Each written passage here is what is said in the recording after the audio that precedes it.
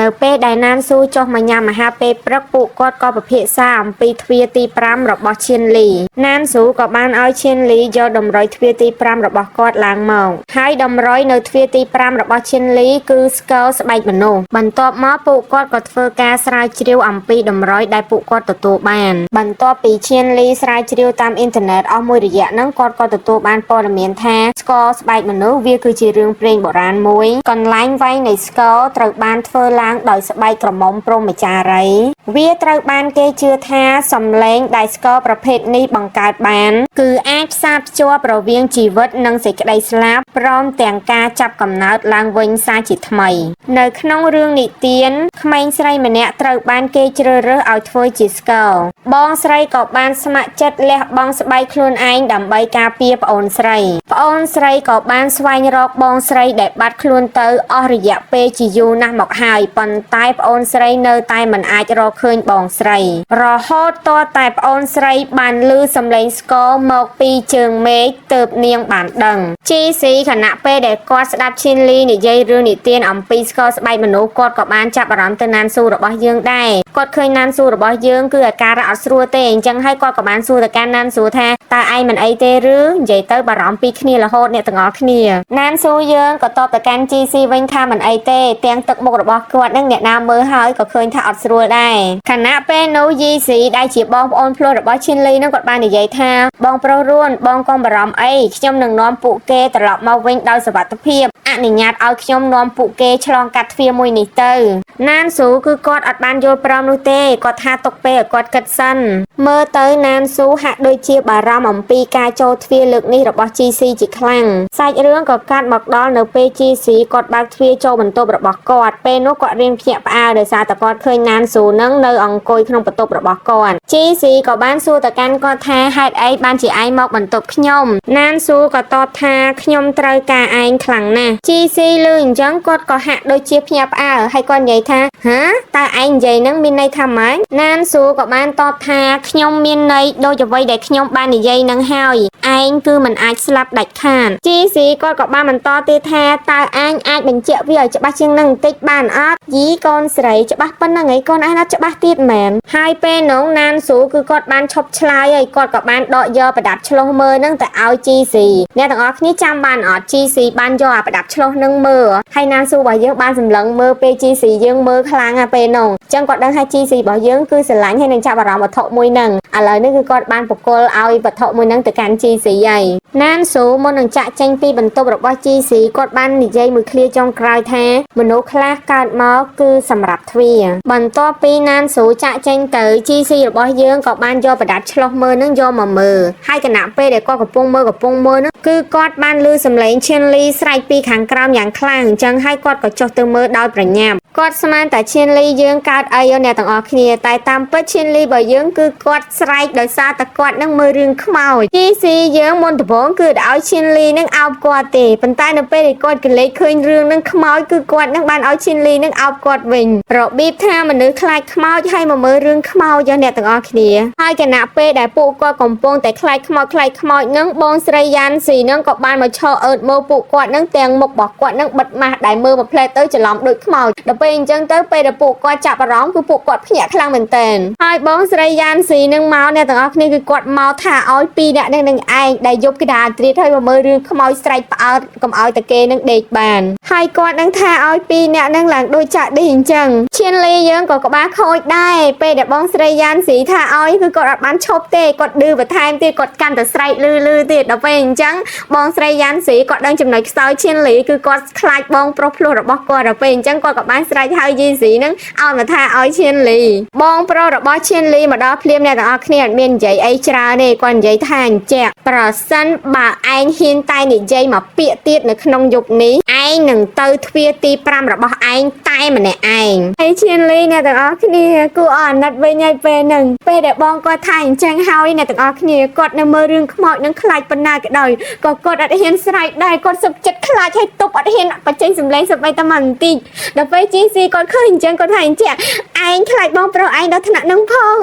បងប្រុសឯងគ្រាន់តែនិយាយលេងទេហេតុអីបានជាឯងមិនហ៊ាននិយាយពិតមែនយីស៊ីគឺគាត់អត់អស់ចិត្តនោះទេគាត់បានមករកណានស៊ូម្ដងទៀតនិយាយ អំពីការដែលគាត់ចង់ដឹកនាំ GC និង Chen Li ប្អូនរបស់គាត់ចូលទៅកាន់ទ្វារទី5ប៉ុន្តែណានស៊ូគឺគាត់អត់យល់ព្រមនោះទេគឺគាត់នឹងសុកចិត្តដឹកនាំ GC និង Chen Li ចូលទៅកាន់ទ្វារទី5ដោយខ្លួនគាត់ផ្ទាល់ទោះបីជាគាត់កំពុងឈឺក៏ដោយ GC ក៏បានសួរទៅកាន់ណានស៊ូថាប្រសិនបើ GC មិនបានចូលក្នុងទ្វារទី5តើបងនឹងធ្វើបែបនេះទេណានស៊ូយើងក៏ឆ្លើយមួយម៉ាត់យ៉ាងខ្លីថាគឺអត់ទេអញ្ចឹងមូលហេតុដែលគាត់ចូលទ្វារទី5ទាំងដែលគាត់នៅឈឺនឹងគឺមូលហេតុតែម្យ៉ាងគត់គឺ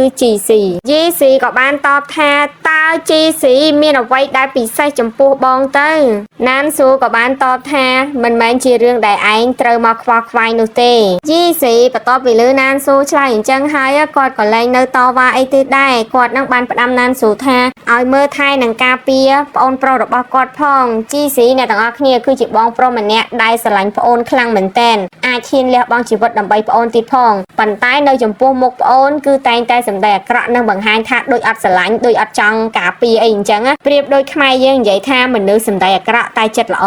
បន្ទាប់មកណានស៊ូក៏ចេញមកជួប GC និង Chen Li ហើយគាត់បាននិយាយថាខ្ញុំនឹងនាំអ្នកទាំងពីរឆ្លងកាត់ទ្វារនៅពេលនេះ Chen Li ឮអញ្ចឹងគឺគាត់សប្បាយអរខ្លាំងណាស់រីឯ GC របស់យើងគឺគាត់បារម្ភពីណានស៊ូគាត់សួរថាតើឯងនឹងមិនអីទេមែនទេណានស៊ូគាត់ក៏បានតបថាខ្ញុំមិនអីនោះទេហើយគាត់នឹងក៏បានលូកកប៉ៅយកខ្សែដៃទៅឲ្យ GC និង Chen Li ខ្សែដៃនឹងគឺជាខ្សែដៃដែលអាចឲ្យពួកគាត់នឹងចូលទៅកាន់ទ្វារជាមួយគ្នាបានឧទាហរណ៍ថាទ្វារនឹងគឺជាទ្វាររបស់ Chen Li អញ្ចឹងក្រៅពី Chen Li ម្នាក់គឺអត់មានអ្នកណាចូលទៅបានទេប៉ុន្តែប្រសិនបើពួកគាត់មានខ្សែដៃនឹងមានន័យថា GC និងណានស៊ូរបស់យើងគឺអាចចូលទៅកាន់ទ្វារទី5ដែលជាទ្វាររបស់ Chen Li នឹងបានហើយនៅពេលដែលខ្សែដៃមានពន្លឺគឺជាសញ្ញាប្រាប់ថាគឺដល់ពេលវេលាដែលត្រូវចូលក្នុងទ្វារហើយនៅពេលដែលណានស៊ូឃើញថាខ្សែដៃមានពន្លឺហើយគាត់ក៏បានបើកទ្វារចេញទៅនៅពេលដែលពួកគាត់ដើរចេញពីទ្វារនោះពួកគាត់ក៏បានចូលទៅកាន់កន្លែងទ្វារទាំង12 Chen Li ក៏បានទៅបើកទ្វារទី5របស់គាត់ហើយពួកគាត់ក៏បានចូលក្នុងទ្វារនោះទាំងអស់គ្នា GC នៅពេលដែលគាត់មកដល់ក្នុងទ្វារគាត់ស្ថិតនៅកន្លែងមួយហាក់ដូចជាព្រៃគណៈពេលនោះគាត់កំពុងតែឆ្ងល់ខ្លួនឯងថាហេតុអីនឹងបានគាត់យកប្រដាប់ឆ្លុះមើលដែលណានស៊ូឲ្យគាត់នឹងយកមកចូលក្នុងទ្វារនឹងដែរហើយសម្រាប់តែបន្តិចក្រោយមកនឹងគឺមាននារីម្នាក់នឹងយកដំបងមកវាយគាត់ពីក្រោយឡើងខ្លាំងព្រោះនារីម្នាក់នឹងយកច្រឡំស្មានថា GC នឹងជាមនុស្សអាក្រក់ដែលដើរតាមនាងអីអញ្ចឹងទៅបន្ទាប់ពីនាងបានឃើញមុខ GC គឺនាងបានហៅ GC ថាអាហួយហើយនាងពិតជាភ្ញាក់ផ្អើលនិងត្រេកអរខ្លាំងមែនទែននាងក៏រត់ទៅរក GC ហើយនិយាយថាអាហួយតើបងមិនទាន់ស្លាប់ទេអូ GC គណៈពេលនោះគាត់ក៏ភ្ញាក់ផ្អើលដែរដោយសារតែសុកមានគេមកហៅគាត់ថាអាហួយហើយគាត់ក៏គិតថាប្រហែលជានារីម្នាក់ហ្នឹងគឺច្រឡំមនុស្សហើយបន្ទាប់ពីជជែកគ្នាមួយសន្ទុះធំហើយហ្នឹង GC គិតថានារីម្នាក់ហ្នឹងគឺជាអ្នកចំណូលថ្មីនៅក្នុងហ្គេមដល់ពេលអញ្ចឹងគាត់ក៏បាននិយាយព័ត៌មានខ្លះៗអំពីហ្គេមហ្នឹងទៅប្រាប់នាងបន្ទាប់មកអ្នកទាំងពីរហ្នឹងក៏បានធ្វើដំណើរជាមួយគ្នាទៅរកកន្លែងដែលអ្នកចូលលេងក្នុងហ្គេមនេះជួបជុំគ្នាបន្ទាប់មកអ្នកទាំងពីរក៏ដើរមកដល់កន្លែងមួយដែលមានដើមឈើយ៉ាងធំហើយគេច្នៃសម្រាប់ឲ្យមនុស្សហ្នឹងចូលទៅក្នុងហ្នឹងបាន NPC ដែលជាអ្នកនាំផ្លូវក្នុងហ្គេមមួយនេះហ្នឹងបានស្វាគមន៍ពួកគាត់ទាំងពីរហ្នឹងឲ្យចូលទៅក្នុងដើមឈើហ្នឹងនៅពេលដែលអ្នកទាំងពីរចូលមកដល់ខាងក្នុងហ្នឹងគឺបានជួបជាមួយនឹងអ្នកលេងហ្គេមដទៃទៀតព្រមទាំងណានស៊ូនិង Chen Li របស់យើងផងដែរជាមួយគ្នានោះផងដែរបុរសម្នាក់ដែលពាក់អាវពណ៌ខ្មៅហើយសក់វែងហ្នឹងកំពុងតែមានចំនួនជាមួយនឹងអ្នកចូលលេងក្នុងទ្វារហ្នឹងលើកទី1ហើយអ្នកដែលពាក់អាវពណ៌ខ្មៅហ្នឹងគឺជាក្រុមដែលមកពីអង្គការអេเจนអ្នកទាំងអស់គ្នាហើយម្នាក់ហ្នឹងពិតជាក្អឺតក្តំខ្លាំងមែនតើបុរសម្នាក់ដែលទៅចូលទ្វារលេងលើកទី1ហ្នឹងគឺគាត់ប្រុងចាក់ចេញពីទីហ្នឹងគណៈពេលហ្នឹង GC ហ្នឹងក៏បានគាត់ព្រមទាំងបានណែនាំបុរសនោះខ្លះៗផងដែរថាកុំចេញទៅអីវាគ្រោះថ្នាក់ណាស់នៅទីនេះគឺសុវត្ថិភាពជាងហើយអាប៉ែកហ្នឹងពេលដែលឃើញ GC យើងធ្វើបែបហ្នឹងគឺគាត់ទៅចិត្តរបៀបថាមនុស្សអាក្រក់ឃើញមនុស្សល្អគឺគាត់ស្អប់អ្នកទាំងអស់គ្នាហើយគាត់ហ្នឹងក៏បានថាឲ្យពាក្យជាច្រើនមកកាន់ GC តែ GC គឺគាត់អត់ខ្វល់ទេគាត់ចាត់ទុកថាសម្ដីហ្នឹងគឺជាខ្យល់ដែលហោះកាត់ត្រចៀករបស់គាត់ម្នាក់ស្រីដែលមកជាមួយ GC គាត់ឃើញអាប៉ែកហ្នឹងធ្វើហួសហេតុពេកគាត់អត់បានគាត់ថាឲ្យអាប៉ែកហ្នឹងមួយម៉ាត់ទៅថាឆ្លើយដល់ម្នាក់ហ្នឹងលឺអញ្ចឹងក៏ចង់មករករឿងម្នាក់ស្រីហ្នឹងតែ GC របស់យើងហ្នឹងក៏បានរៀបមកកាត់ជួយដោយដឹងស្រាប់ហើយ GC គាត់ជាមនុស្សល្អអញ្ចឹងហើយគាត់ត្រូវតែចេញជួយហើយម្នាក់ប្រុសហ្នឹងឃើញអញ្ចឹងគឺខឹង GC របស់យើងហ្នឹងថែមមកកម្រិតទៀតហើយពេលហ្នឹងគាត់ប្របួ GC របស់យើងហ្នឹងវាយគ្នាហើយក៏ចង់វាយ GC របស់យើងដែរប៉ុ ប៉ុន្តែគណៈពេលនោះមានបរិសសម្នាក់មកជួយ GC របស់យើងគាត់បានច្បាច់ស្មាម្នាក់នឹងឡើងខ្លាំងខ្លាំងធ្វើឲ្យម្នាក់នឹងដឹងខ្លួនថាមិនគួរលេងជាមួយទេអញ្ចឹងម្នាក់សក់សហ្នឹងមានឈ្មោះថាមេងយូហើយនេះគឺជាទ្វារលើកទី4របស់គាត់ហើយបន្ទាប់មក GC ក៏បានមកអង្គុយតុដែលមានណានស៊ូរបស់យើងហើយខណៈពេលនោះណានស៊ូហ្នឹងគឺគាត់បានក្អកគឺគាត់មានអារម្មណ៍ថាគាត់អត់ស្រួលខ្លួននោះទេ GC ឃើញអញ្ចឹងគឺគាត់បារម្ភគាត់បានសួរថាតើឯងមិនអីទេមែនអត់ណានស៊ូក៏បានតបទៅវិញថាគឺខ្ញុំមិនអីទេខ្ញុំមានសុខភាពខ្សោយតាំងពីខ្ញុំនៅតូចមកម្ល៉េះបើនៅក្នុងប្រឡប់លោកកន្លែងហ្នឹងគឺណានស៊ូគាត់ខឹង GC ដែល GC ហ្នឹងការពារម្នាក់ស្រីមិនអញ្ចឹងហើយគាត់ធ្វើជាក្អកធ្វើជាមនុស្សទន់ខ្សោយដើម្បីឲ្យ GC ហ្នឹងមកមើលថែនឹងការពារគាត់ GC ក៏បានណែនាំម្នាក់ស្រីហ្នឹងទៅកាន់មនុស្សគ្រប់គ្នានៅក្នុងតុម្នាក់ស្រីហ្នឹងមានឈ្មោះថាយូជាបន្ទាប់មកពួកគាត់ទាំងអស់គ្នាក៏ពិភាក្សាអំពីហ្គេមដោយសារតែ NPC ដែលពួកគាត់ជួបដំបូងគឺជាកាយអញ្ចឹងហើយពួកគាត់សន្និដ្ឋានថានៅក្នុងទ្វារមួយនេះគឺពួកគាត់នឹងធ្វើដំណើរកម្សាន្តដើម្បីរកសោទ្វារក៏ដូចជាដោះស្រាយបញ្ហាដែលកើតមានឡើងនៅក្នុងទ្វារបន្ទាប់ពីពិភាក្សាគ្នានឹងបែងចែកបន្ទប់គ្នាហើយនឹងគ្រប់គ្នាក៏ដើរចេញអស់ទៅនៅសល់តែណានស៊ូ GC ឈៀនលីហើយនឹងយូជាហើយគណៈពេលនោះផងដែរ GC ក៏អោនមកខ្សឹបសួរណានស៊ូថាតើស្ថានភាពនៅក្នុងទ្វារឥឡូវហ្នឹងមិនដែរពេលហើយ GC ក៏បានឆ្លើយថាមេងយូគឺមិនមែនជាមនុស្សធម្មតានោះទេមេងយូចូលមកក្នុងទ្វារនេះគឺមកដើម្បីជួយអតិថិជនរបស់គាត់អញ្ចឹងហើយប្រហែលជាមេងយូអាចមកពីអង្គការណាមួយហើយប្រហែលជាមេងយូហ្នឹងក៏បានដឹងអំពីសមត្ថភាពពិតរបស់ពួកគាត់ផងដែរដោយសារតែអតិថិជនដែលមេងយូនាំមកហ្នឹងគឺជាអតិថិជនម្នាក់ស្រីដែលណានស៊ូរបស់យើងបដិសេធអ្នកទាំងអស់គ្នាហើយ GC ក៏បានបបួលណានស៊ូហ្នឹងគេងបន្ទប់ជាមួយគ្នាគណៈពេលនងឈៀនលីក៏បានប្រុងថាសុំគេងជាមួយដែរប៉ុន្តែម្នាក់ស្រីយូជាហ្នឹងក៏បានសុំ GC យើងកាត់មុខបានមុនហើយ GC របស់យើងដឹងស្រាប់ហើយគាត់ជាសុភាពបរិះអញ្ចឹងហើយគឺគាត់អត់បានបដិសេធទេឈៀនលីទៅពេលឃើញអញ្ចឹងគេទម្លាក់ទឹកមុខឡើងគេអន់ចិត្តអញ្ចឹងណាមកទ្វារនឹង3នាក់ឥឡូវឲ្យគេគេងបន្ទប់តែឯងអីអញ្ចឹងទៅបន្ទាប់មកសាច់រឿងក៏កាត់មកដល់ពេលយប់ពួកគាត់កំពុងគេងខណៈពេលដែលកំពុងគេងហ្នឹង GC របស់យើងគឺបានលឺសំឡេងគួរឲ្យខ្លាចមួយរបស់មនុស្សស្រីដែលកំពុងតែបន្លឺយ៉ាងប្រហើរមកថាតើអ្នកនៅឯណាតើអ្នកនៅឯណា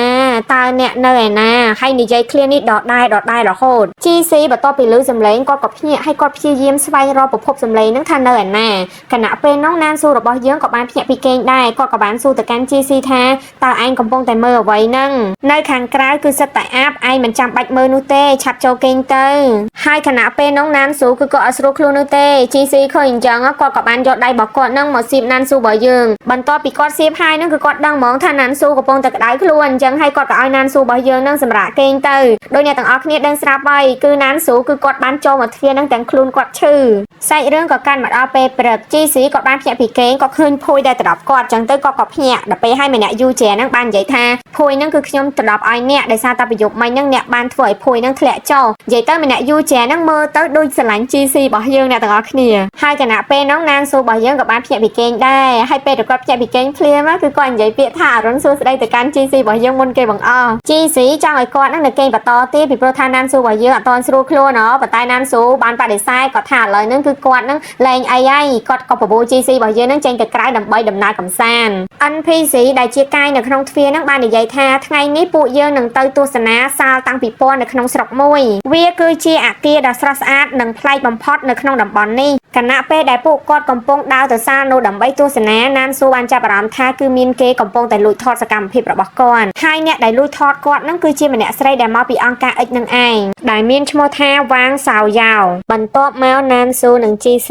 ក៏បានដើរមកដល់ជិតសាលគាត់ក៏ប្រទះភ្នែកនឹងស្បែកមួយផ្ទាំងពួកគាត់ទាំងពីរនាក់ក៏បានពិនិត្យឃើញថាស្បែកមួយផ្ទាំងនោះហាក់ដូចជាខុសប្លែកពីស្បែកធម្មតាទូទៅហើយពួកគាត់សង្ស័យថាស្បែកនោះគឺជាស្បែករបស់មនុស្សយូជាដែលនៅកន្លែងនោះបន្ទាប់ពីស្ដាប់ការសន្ទនារវាងណានស៊ូនិង GC គាត់បញ្ចេញអាការៈដូចជាប្លែកចម្លែកគួរឲ្យសង្ស័យបន្ទាប់មកពួកគាត់ក៏មកជួបជុំគ្នានៅមុខសាលដែលត្រូវដើរកម្សាន្ត NPC ដែលជាកាយនៅក្នុងទ្វារបាននិយាយថាដល់វេលាដែលត្រូវដើររុករកដោយឥតគិតថ្លៃហើយខ្ញុំនឹងមកទទួលអ្នកទាំងអស់គ្នាវិញមុនពេលមេឃងងឹតសូមឲ្យអ្នកទាំងអស់គ្នាធ្វើដំណើររុករកដោយរីករាយកុំចាកចេញពី សាតាំងពីពណ៌ឬតំបន់ដែលនៅជុំវិញនោះជាពិសេសកុំមើលទៅខាងលើពេលដែលគាត់និយាយហើយស្នាមញញឹមរបស់គាត់មើលទៅពិតជាគួរឲ្យខ្លាចខ្លាំងមែនទែនខណៈពេលនោះយូជែក៏មានចម្ងល់ហើយនាងក៏បានសួរទៅកាន់ GC របស់យើងថា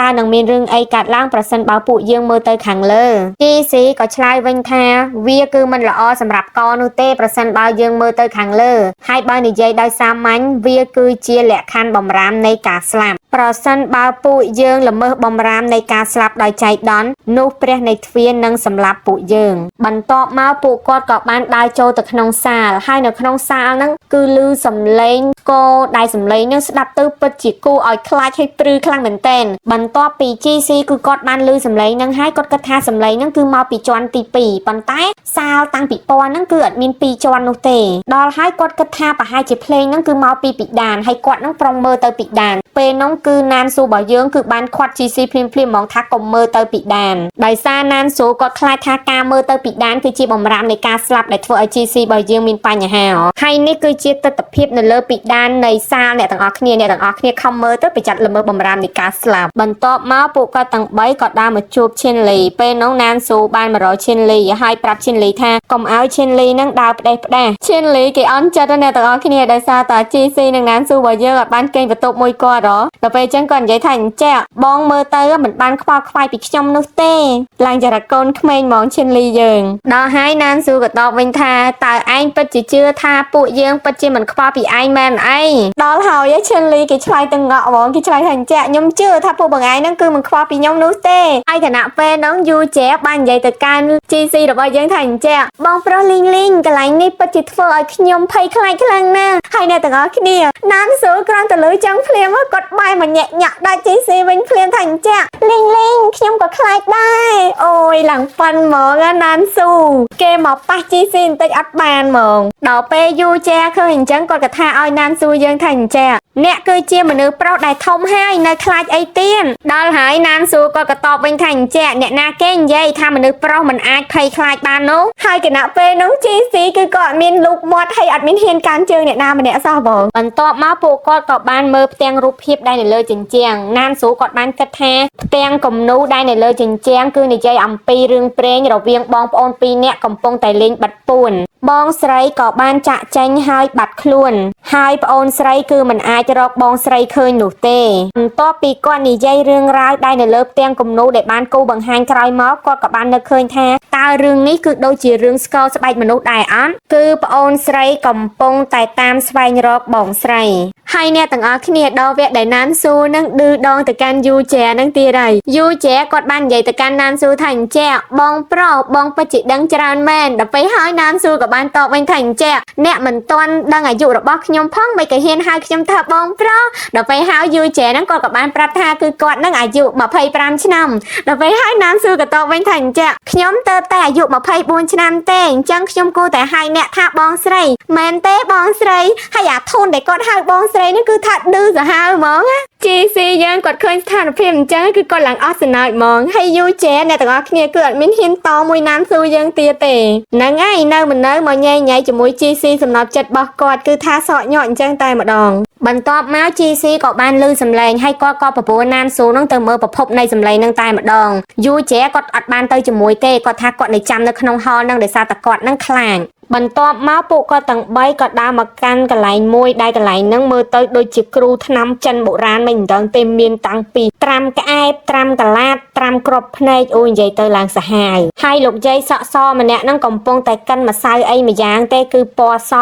គាត់និយាយទៅកាន់ក្រុមណានស៊ូយើងថាម្សៅដែលគាត់កំពុងកិនហ្នឹងគឺជាថ្នាំសម្រាប់ព្យាបាលជំងឺថ្នាំនេះគឺមានប្រសិទ្ធភាពខ្លាំងណាស់វាអាចលុបបំបាត់ភាពខ្លាំងខ្លាយឲ្យចេញជាការពិតហើយ GC ក៏បានសួរទៅកាន់លោកយាយថាលោកយាយតើរឿងរ៉ាវដែលបានគូសនៅលើផ្ទាំងគំនូរជញ្ជាំងនៅក្នុងសារតាំងពីពណ៌តើចង់មានន័យដូចម្ដេចវិញលោកយាយក៏បាននិយាយថាមានបងប្អូនស្រី2នាក់បានចូលរួមពិធីបុណ្យសពកំឡុងពេលពិធីបុណ្យសពនោះប្អូនស្រីបានលងស្រឡាញ់នឹងបុរសម្នាក់បងស្រីក៏បានត្រឡប់មកផ្ទះវិញហើយក៏ស្លាប់តើអ្នកទាំងអស់គ្នាគិតថារឿងនេះគឺជាប្រភេទរឿងអ្វីព ពេលនោះឈៀនលីក៏បាននិយាយថាវាគឺជាការដាស់តឿនសម្រាប់មនុស្សកុំឲ្យលងស្រឡាញ់អ្នកណាម្នាក់លឿនពេកមែនទេលោកយាយបន្ទាប់ពីឈៀនលីឆ្លើយអញ្ចឹងណានស៊ូក៏បានថាឲ្យគាត់ថាអញ្ចឹងមិនបាច់ហត់ប្រើខួរក្បាលឯងទេឆាប់ទៅសម្រាកទៅបន្ទាប់មកលោកយាយក៏បានដកយកឆ្អឹងមួយគូចេញមកហើយនិយាយទៅកាន់ក្រុមណានស៊ូយើងថាតើអ្នកទាំងអស់គ្នាចង់សាកល្បងថ្នាំមួយនេះដែរឬទេប៉ុន្តែក្រុមណានស៊ូរបស់យើងគឺគាត់អត់ព្រមទទួលយកថ្នាំមួយនោះទេហើយពួកគាត់ក៏ដើរត្រឡប់មកកាន់សាលពិព័រណ៍វិញខណៈពេលដែលពួកគាត់ដើរទៅកាន់សាលតាំងពិព័រណ៍វិញហ្នឹង GC បានសង្កេតឃើញថាគឺមានចណ្ដើរសម្រាប់ឡើងទៅលើដំបូលអញ្ចឹងហើយគាត់ក៏ចង់ឡើងទៅពិនិត្យមើលថាតើលើដំបូលហ្នឹងមានអ្វីឬអត់បន្ទាប់មកគាត់ហើយនឹងឈៀនលីហ្នឹងក៏បានឡើងទៅពិនិត្យលើដំបូលហ្នឹង2នាក់ដោយទុកឲ្យណានស៊ូហ្នឹងនៅខាងក្រោមដោយអ្នកទាំងអស់គ្នាដឹងស្រាប់ហើយណានស៊ូគាត់កំពុងតែឈឺអញ្ចឹងគាត់អាចឡើងទៅលើខាងនឹងបានទេក្រែងលោមានគ្រោះថ្នាក់នៅពេលដែលឈៀនលីនិង GC របស់យើងឡើងមកដល់លើដំបូលគឺនៅលើដំបូលហ្នឹងគឺសុទ្ធតែឆ្អឹងខ្មោច GC គាត់បានសម្លឹងមើលឆ្អឹងខ្មោចដែលនៅលើដំបូលនោះហើយគាត់ក៏ប្រទះភ្នែកនឹងឆ្អឹងខ្មោចមួយដែលមើលទៅខុសប្លែកពីគេហើយស្រដៀងរៀងនឹងប្រដាប់វាយស្គរអ្នកទាំងអស់គ្នាដល់ពេលអញ្ចឹងទៅគាត់ក៏បានរើសឆ្អឹងខ្មោចនឹងឡើងមកបន្ទាប់ពីគាត់រើសឆ្អឹងនឹងបានហើយគាត់ក៏បាននិយាយទៅកាន់ឈៀនលីថានៅលើនេះពិតជាគួរឲ្យខ្លាចណាស់ពួកយើងគួរតែត្រឡប់ទៅវិញទៅហើយគាត់នឹងក៏បាយខ្នងបំរុងដើរត្រឡប់ទៅវិញប៉ុន្តែខណៈពេលនោះគឺមានដៃមួយគូគឺបានរុញគាត់ទម្លាក់ពីលើនងប៉ុន្តែចៃដន្យអីឈៀនលីរបស់យើងគឺរហ័សខ្លាំងមែនទែនគាត់បានចាប់ទាញ GC របស់យើងភ្លាមដែរកុំអីនឹង GC គឺត្រូវធ្លាក់ពីលើនឹងទៅហើយតបមកពួកគាត់ទាំងពីរក៏បានចុះមកខាងក្រោមវិញ GC គាត់ពិតជាឆ្ងល់ខ្លាំងមែនតើនៅលើនឹងគឺអត់មានមនុស្សទេតើអ្នកណាគេជាអ្នករុញគាត់ហើយខណៈពេលនោះឈៀនលីក៏បានឃើញស្នាមឈាមនៅលើខ្នងរបស់ GC ឈៀនលីគាត់និយាយទាំងខ្លាចថាតើនៅទីនេះពិតជាមានខ្មោចមែនឬណានស៊ូនិង GC គឺគាត់អត់បានឆ្លើយទេពីព្រោះថាពួកគាត់ក៏មិនទាន់ប្រកាសដូចគ្នាថាតើគឺជាអ្វីបន្ទាប់មក GC ក៏បានយកឆ្អឹងដែលគាត់យកបានពីខាងលើនោះទៅឲ្យណានស៊ូបន្ទាប់ពីណានស៊ូឃើញហើយគាត់បាននិយាយថាវាប្រៀបដូចជាឧបករណ៍សម្រាប់វាយស្គរ GC ក៏បាននិយាយថាវាគឺប្រើសម្រាប់វាយស្គរប្រហែលជាស្គរសម្រាប់វាយនោះគឺជាស្គរស្បែកមនុស្សហើយបន្ទាប់មកណានស៊ូក៏ឲ្យឈៀនលីយកប្រដាប់វាយស្គរនោះទៅសួរលោកយាយសក់សដែលនៅក្បែរនោះមុនពេលឈៀនលីសួរលោកយាយអំពីប្រដាប់វាយស្គរគាត់បានសួរទៅកាន់លោកយាយថាលោកយាយតើនៅទីនេះហេតុអ្វីបានជាស្ងាត់ម្លេះតើអ្នកភូមិទៅណាអស់ហើយលោកយាយក៏បានឆ្លើយថាគឺពួកគេរត់បាត់អស់ហើយកាលពីមុនមានបងប្អូនស្រី2នាក់ហើយភ្លាមនោះស្រាប់តែបងស្រីបានបាត់ខ្លួនប្អូនស្រីក៏បានព្យាយាមដើររកបងស្រីហើយក៏បាត់ខ្លួនដែរបន្ទាប់មកក៏មានបិសាចតែងតែមកលុកលុយនៅក្នុងភូមិគ្រប់គ្នាដែលនៅក្នុងភូមិគឺភ័យខ្លាចខ្លាំងណាស់ដូច្នេះហើយទើបពួកគេចាក់ចេញពីភូមិទៅបន្ទាប់មកឈៀនលីក៏បានលើកយកឧបករណ៍ដែលពួកគាត់សង្ស័យថាជាប្រដាប់វាយស្គរនឹងទៅសួរលោកយាយថាលោកយាយតើលោកយាយដឹងថារបស់នេះគឺជាអ្វីទេលោកយាយបន្ទាប់ពីឃើញឧបករណ៍មួយនោះហើយគាត់ក៏ទម្លាក់ទឹកមុខហាក់ដូចជាសោកសៅហើយលោកយាយក៏និយាយថាវាគឺជាព្រេងវាសនាដែលនាំឲ្យអ្នករកឃើញរបស់នេះដូច្នេះហើយអ្នកគួរតែរក្សារបស់នេះឲ្យបានល្អទៅបន្ទាប់មកសាច់រឿងក៏កាត់មកដល់នៅពេលដែលពួកគាត់ត្រឡប់មកកាន់សាលវិញ GC គាត់បានសង្កេតឃើញថាណានស៊ូរបស់យើងគឺមិនស្រួលខ្លួនទៀតហើយគឺទឹកមុខរបស់ណានស៊ូរបៀបថាមនុស្សឈឺហើយស្លេកយកអ្នកទាំងអស់គ្នាប៉ុន្តែណានស៊ូក៏និយាយថាគឺគាត់មិនអីនោះទេនិយាយទៅណានស៊ូតែងតែនិយាយពាក្យថាមិនអីនោះទេទៅកាន់ GC រហូតទាំងដែលគាត់នឹងកំពុងតែអី GC របស់យើងក៏ដឹងដែរថាណានស៊ូនឹងគឺមាត់រឹងអញ្ចឹងហើយគាត់ក៏បានយកដៃរបស់គាត់នឹងមកកាន់គ្រាដៃណានស៊ូរបស់យើងដើម្បីដើរទៅមុខបន្តហើយណានស៊ូនៅពេលដែល GC ទាញដៃគាត់ទៅកាន់ដើរអញ្ចឹងនិយាយថាអត់មានកលាស់ចេញអីសោះហ្មងបន្ទាប់មកសាច់រឿងក៏កាត់មកដល់ម្នាក់ស្រីដែលធ្លាប់ជួលណានស៊ូរបស់យើងឲ្យជួយគាត់នៅក្នុងការឆ្លងកាត់ទ្វារអ្នកទាំងអស់គ្នាគឺម្នាក់ស្រីនឹងកំពុងតែស្រែកដោយសារតែមានឈាមស្រក់លើដៃរបស់គាត់ហើយ ម្នាក់ស្រីនឹងប្រុងមើលទៅលើពីដានទៀតហើយប៉ុន្តែពេលនោះមេងយូបានស្រែកឡើងលឺឲ្យខ្លាំងមកថាកុំឲ្យមើលទៅកាន់ពីដានបន្ទាប់ពីម្នាក់នឹងស្រែកខ្លាំងពេកនឹងធ្វើឲ្យអ្នកលេងនៅក្នុងទ្វារទាំងអស់នឹងក៏មកជួបជុំគ្នានៅកន្លែងនឹងតែម្ដងម្នាក់ស្រីនឹងគឺស្រែកលឺឲ្យអញ្ញាយពេញនឹងតែម្ដងគឺគាត់នឹងចង់ចាក់ចេញពីទីនឹងព្រោះគាត់ខ្លាចប៉ុន្តែមេងយូគឺមិនឲ្យគាត់ចាក់ចេញទេនៅសល់ពេល30នាទីទៀតទើបដល់ពេលកំណត់ដែលត្រូវចាក់ចេញហើយពេលនោះបរិយាកាសនៅខាងក្រៅគឺកំពុងតែភ្លៀងហើយគណៈពេលនោះគឺ GC របស់យើងគឺគាត់បានឮសំឡេងវាយស្គរផងដែរហើយសំឡេងវាយស្គរនោះហាក់ដូចជាប្លែកខ្លាំងមែនទែនភ្លេងវាយស្គរនោះធ្វើឲ្យអ្នកលេងនៅក្នុងទ្វារទាំងអស់ហាក់ដូចជាមានអារម្មណ៍ច្របូកច្របល់និងភ័យខ្លាចខណៈពេលនោះណានស៊ូបានសង្កេតឃើញថាយូជាបានខ្លាចសំឡេងស្គរនោះខុសប្លែកពីធម្មតាម្នាក់ប្រុសដែលចូលទ្វារនឹងលើកទី1គាត់ពិតជាភ័យខ្លាចខ្លាំងណាស់គឺគាត់ចង់ចាក់ចេញពីហលនឹងឲ្យបានឆាប់ប៉ុន្តែមេងយូគឺប្រាប់គាត់មិនឲ្យចាក់ចេញនោះទេពីព្រោះថា NPC ដែលជាកាយនៅក្នុងទ្វារបាននិយាយថាមិនអនុញ្ញាតឲ្យអ្នកណាម្នាក់ចាក់ចេញមុនពេលដែលដំណើរកំសាន្តមួយនេះត្រូវបានបញ្ចប់នោះទេម្នាក់ដែលមកពីអង្គការអិចនឹងគឺចាប់ផ្ដើមក្អេងក្អាងទីរៃគាត់ថាមនុស្សគ្រប់គ្នាដែលនៅក្នុងនឹងសិតតែមនុស្សកំសាកដែលមិនហ៊ានចេញទៅខាងក្រៅហើយគាត់នឹងក៏បានដើរចេញទៅខាងក្រៅតែម្នាក់ឯងបន្ទាប់ពីបុរសម្នាក់នោះចេញទៅមិនទាំងបានប្រមាណផងគឺស្រាប់តែគាត់នឹងបានស្រែកឡើងគ្រប់គ្នានៅពេលដែលឮសំឡេងស្រែករបស់គាត់ក៏ចេញមកមើលហើយគណៈពេលនោះគឺ GC យើងមិនភ្លេចកាន់គ្រាដៃណានស៊ូរបស់យើងទេអ្នកទាំងអស់គ្នាទោះក្នុងកលៈទេសៈណាក៏ដោយក៏មិនភ្លេចគ្នាដែរខណៈពេលដែលពួកគាត់ចេញមកមើលឃើញថាបុរសម្នាក់នោះកំពុងតែត្រូវម្ជុលរាប់រយធ្លាក់ពីលើមេឃមកចាក់គាត់វាគឺជាភ្លៀងម្ជុលបន្ទាប់មកបុរសម្នាក់នោះក៏បានស្លាប់បាត់ទៅមនុស្សតែក្អេងក្អាងមិនចេះគិតពិចារណាវែងឆ្ងាយច្រើនតែងាប់លឿននៅខណៈពេលដែលបុរសម្នាក់នោះស្លាប់បាត់ណានស៊ូបានសង្កេតឃើញថា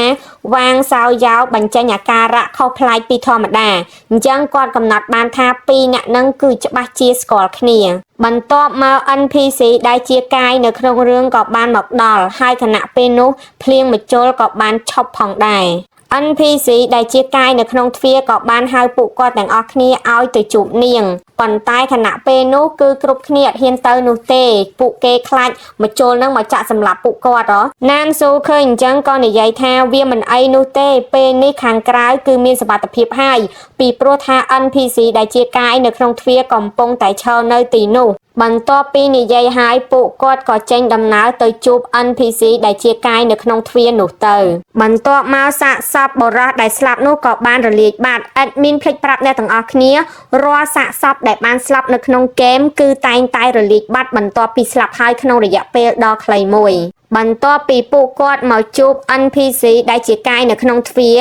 NPC នោះក៏បាននាំពួកគាត់ត្រឡប់ទៅកន្លែងស្នាក់នៅវិញតបមកសាច់រឿងក៏កាត់មកដល់នៅពេលដែលពួកគាត់កំពុងញ៉ាំអាហារពេលល្ងាចបន្ទាប់ពីដំណើរកម្សាន្តមួយថ្ងៃពេញយ៉ាងហត់នឿយខណៈពេលនោះ NPC ដែលជាកាយនៅក្នុងទ្វារបានមកនិយាយថាព្រឹកស្អែកនេះពួកយើងនឹងជួបជុំគ្នានៅម៉ោង8សូមកុំយឺតឲ្យសោះមេងយូក៏បានសួរថាតើព្រឹកថ្ងៃស្អែកនេះពួកយើងនឹងទៅឯណា NPC ដែលជាកាយនៅក្នុងទ្វារបានតបថាព្រឹកថ្ងៃស្អែកនេះពួកយើងនឹងទៅកន្លែងដ៏ពិសេសមួយកន្លែងនោះគឺជានិមិត្តរូបនិងជាអត្តសញ្ញាណហើយ NPC ដែលជាកាយនៅក្នុងទ្វារបានផ្ដាំថាតំបន់ភ្នំមួយនេះគឺតែងតែមានខ្យល់ខ្លាំងៗនៅពេលយប់អ្នកទាំងអស់គ្នាមិនគួរចាក់ចេញទៅក្រៅនោះទេ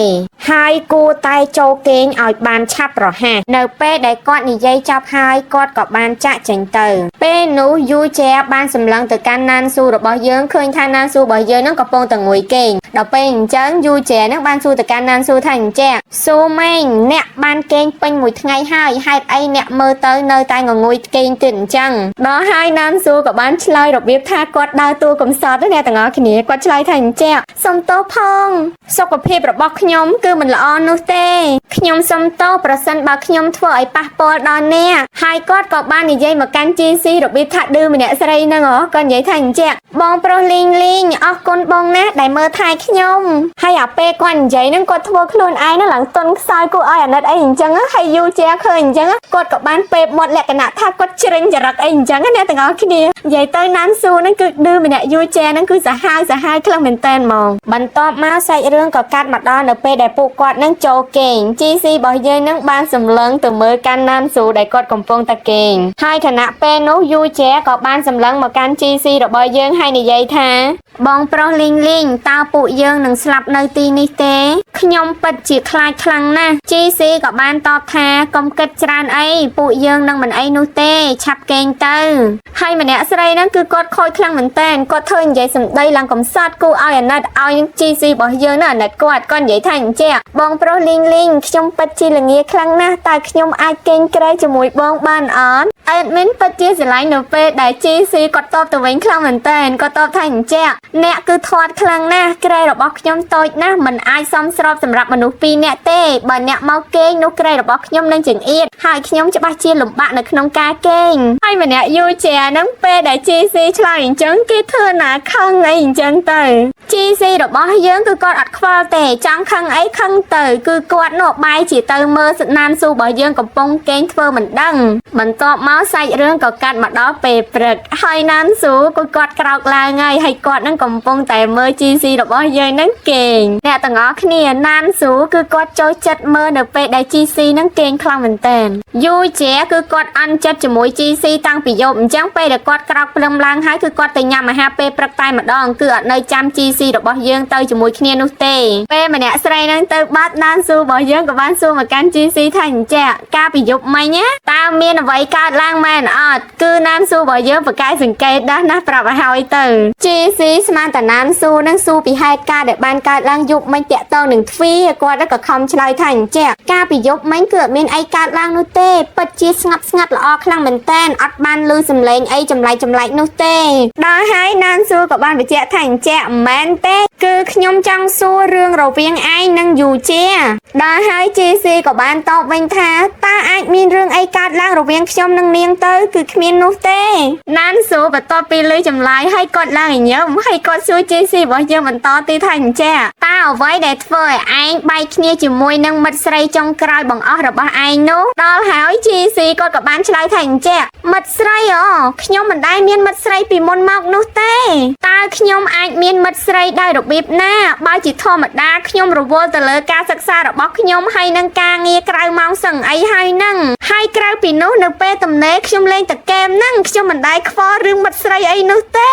របៀបថាណានស៊ូរបស់យើងកំពុងតែសើបកូនគេអញ្ចឹងណាអ្នកទាំងអស់គ្នាមុនពេលអ្នកទាំងអស់គ្នាទៅញ៉ាយអ្នកណាម្នាក់អ្នកទាំងអស់គ្នាត្រូវសើបសិនថាគេមានសង្សារអីនៅអញ្ចឹងណាហើយចម្លើយហ្នឹងពិតជាធ្វើឲ្យណានស៊ូរីកថ្លើមប៉ិនមេឃមែនតើដល់ហើយ GC គាត់ក៏បានសួរណានស៊ូថាអញ្ចឹងតើឯងសួរហ្នឹងចង់បានន័យថាម៉េចហ្នឹងដល់ហើយណានស៊ូគាត់ក៏ឆ្លើយថាអញ្ចឹងអត់មានអីទេខ្ញុំគ្រាន់តែសួរតែប៉ុណ្្នឹងឯង GC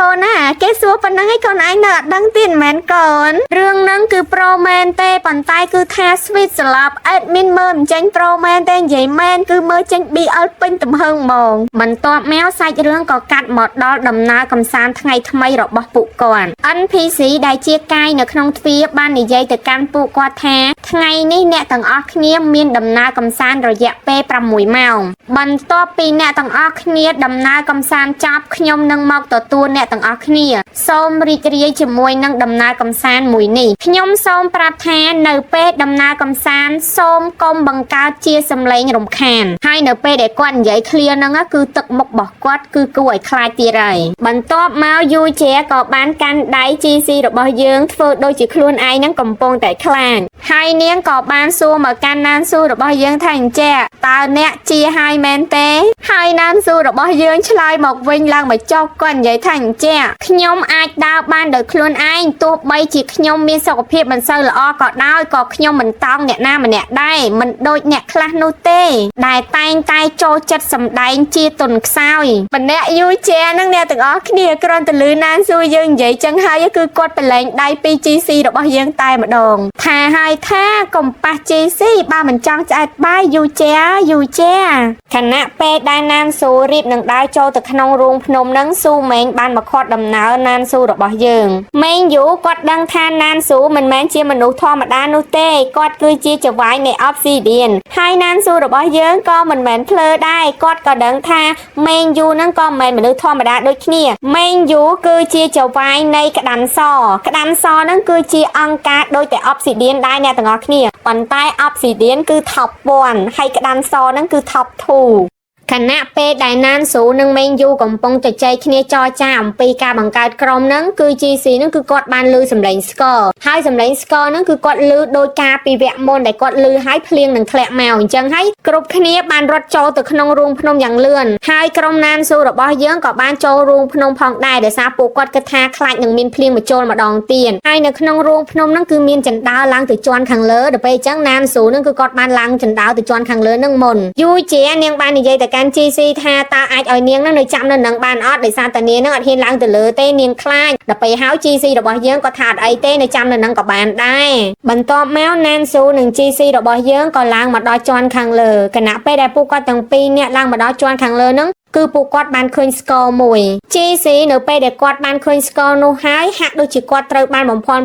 ភ្លាមនៅក្នុងរូបភាពនោះគាត់ឃើញថាយូជែបានដកយកប្រដាប់វាយស្គរនឹងមកវាយស្គរនឹងហើយបន្ទាប់ពីគាត់បានស្ដាប់ឮយូជែវាយស្គរនឹងពី3ពងគាត់មានអារម្មណ៍ថាច្បោកច្បល់ក្នុងចិត្តហើយនៅពេលដែលគាត់បើកភ្នែកមើលសន្លឹងជុំវិញគឺបាត់មនុស្សអស់រលីងនៅសល់តែគាត់ម្នាក់ហើយនឹងមនុស្សស្រីម្នាក់ដែលស្លៀកឈុតក្រហមវាយស្គរហើយដៃរបស់នាងសុទ្ធតែឈាមដោយវាយបដាគឺនាងនិយាយថាតើនាងនៅឯណាហើយអ្នកដែលពាក់ឈុតពណ៌ក្រហមនោះក៏បានវាយស្គរបណ្ដើរនិយាយបណ្ដើរថានាងនៅឯណាវាយបណ្ដើរនិយាយបណ្ដើរបែបនេះរហូតហើយខណៈពេលនោះ GC របស់យើងក៏បានដើរតាមផងដែរហើយខណៈពេលនោះអាការៈរបស់ GC គឺមិនល្អនោះទេហើយខណៈពេលនោះ GC គាត់បានស្រមៃនឹកឃើញទៅដល់ទស្សនវិជ្ជាការពីអតីតកាលដែលជារឿងសោកសៅនិងទុក្ខសោកសម្រាប់គាត់គឺការដែលត្រូវគេបោះបង់ចោលនិងការដែលត្រូវថ្នាក់លើស្ដីបន្ទោសឲ្យហើយខណៈពេលនោះសម្លេងមនុស្សស្រីដែលវាយស្គរនោះបានបដូរពីពាក្យនិយាយថាតើនាងនៅឯណាទៅជាឃ្លាថាលោតចុះមកអ្នកនឹងមានសេរីភាពលោតចុះមកអ្នកនឹងមានសេរីភាពហើយខណៈពេលហ្នឹង GC របស់យើងចិត្តរបស់គាត់ហាក់ដូចជាត្រូវគេឃុំក្រងបាននិងបញ្ជាបានឯអ្នកទាំងអស់គ្នាបន្ទាប់មក GC ក៏បានដើរទៅកាន់វេរ៉ង់ដាហើយគាត់នៅតែលើពាក្យដដែលថាលោតចុះទៅហើយគាត់នឹងបំរុងនឹងលោតហើយប៉ុន្តែគណៈពេលនោះគឺគាត់បានឮសំឡេងមួយទៀតគឺសំឡេងណានស៊ូរបស់យើងហើយគាត់ថាលីងត្រឡប់មកវិញលីងត្រឡប់មកវិញអញ្ចឹងហើយគាត់ក៏បែរក្រោយត្រឡប់មកវិញហើយគណៈពេលដែលគាត់ឮសំឡេងណានស៊ូរបស់យើងថាលីងត្រឡប់មកវិញហ្នឹងគឺគាត់បានឃើញរូបភាពព្រើលមួយទៅលើមនុស្សម្នាក់ដែលពាក់វ៉ែនតាហ្នឹងហើយគាត់ថា GC ត្រឡប់មកវិញពេលនោះគឺគាត់ច្បោកច្បល់ចិត្តខ្លាំងមែនតើម្នាក់គឺណានស៊ូហៅគាត់ឲ្យត្រឡប់មកវិញនិងម្នាក់ទៀតដែលគាត់មើលមិនច្បាស់ថាជាអ្នកណាទេហៅឈ្មោះរបស់គាត់ថា GC ឲ្យត្រឡប់មកវិញបន្ទាប់ពីគាត់ឮសំឡេងហៅគាត់ឲ្យត្រឡប់មកវិញដដែលនោះគឺធ្វើឲ្យគាត់នឹងភ្ញាក់ស្មារតីមកវិញខណៈពេលដែលគាត់ភ្ញាក់ស្មារតីមកវិញហ្នឹងគឺណានស៊ូរបស់យើងកំពុងតែអង្រួន GC ហើយនិយាយថាយូលីងហើយនៅពេលគាត់ដឹងស្មារតីត្រឡប់មកវិញហ្នឹងគាត់បាននិយាយទៅកាន់ណានស៊ូយើងថាឯងនិយាយត្រូវហើយស្គរនោះច្បាស់ជាមានបញ្ហាអ្វីដែលគាត់បានឃើញមិញហ្នឹងគឺជាការបំភាន់ហើយម្នាក់ស្រីពាក់អាវពណ៌ក្រហមហ្នឹងគឺជាព្រះនៃទ្វារនៅក្នុងទ្វារមួយហ្នឹងបន្ទាប់មកភ្លាម GC របស់យើងគឺគាត់បានឮសំឡេងហើយសំឡេងហ្នឹងរបៀបប្រះចេញពីជញ្ជាំងដែលអត់មានអ្នកណាម្នាក់ស្ដាប់ឮនោះទេបន្ទាប់មកណានស៊ូក៏បានទៅពិនិត្យមើលជញ្ជាំងនោះថាមានអ្វីខុសប្លែកឬអត់បន្ទាប់មកគាត់ក៏បានសៀបទៅឃើញថាទ្វារហ្នឹងមានកលឹះចឹងពេលដែលគាត់បកចេញមកឈៀនលីគាត់ក៏សង្កេតឃើញថាមានប្រអប់មួយអញ្ចឹងហើយគាត់ក៏បើកប្រអប់នឹងមើលឃើញថាមានសភៅមួយក្បាលឈៀនលីគាត់ក៏បានបើកសភៅនោះអានហើយនៅក្នុងទំព័រជាច្រើននៃសភៅនោះបាននិយាយថានាងទៅហើ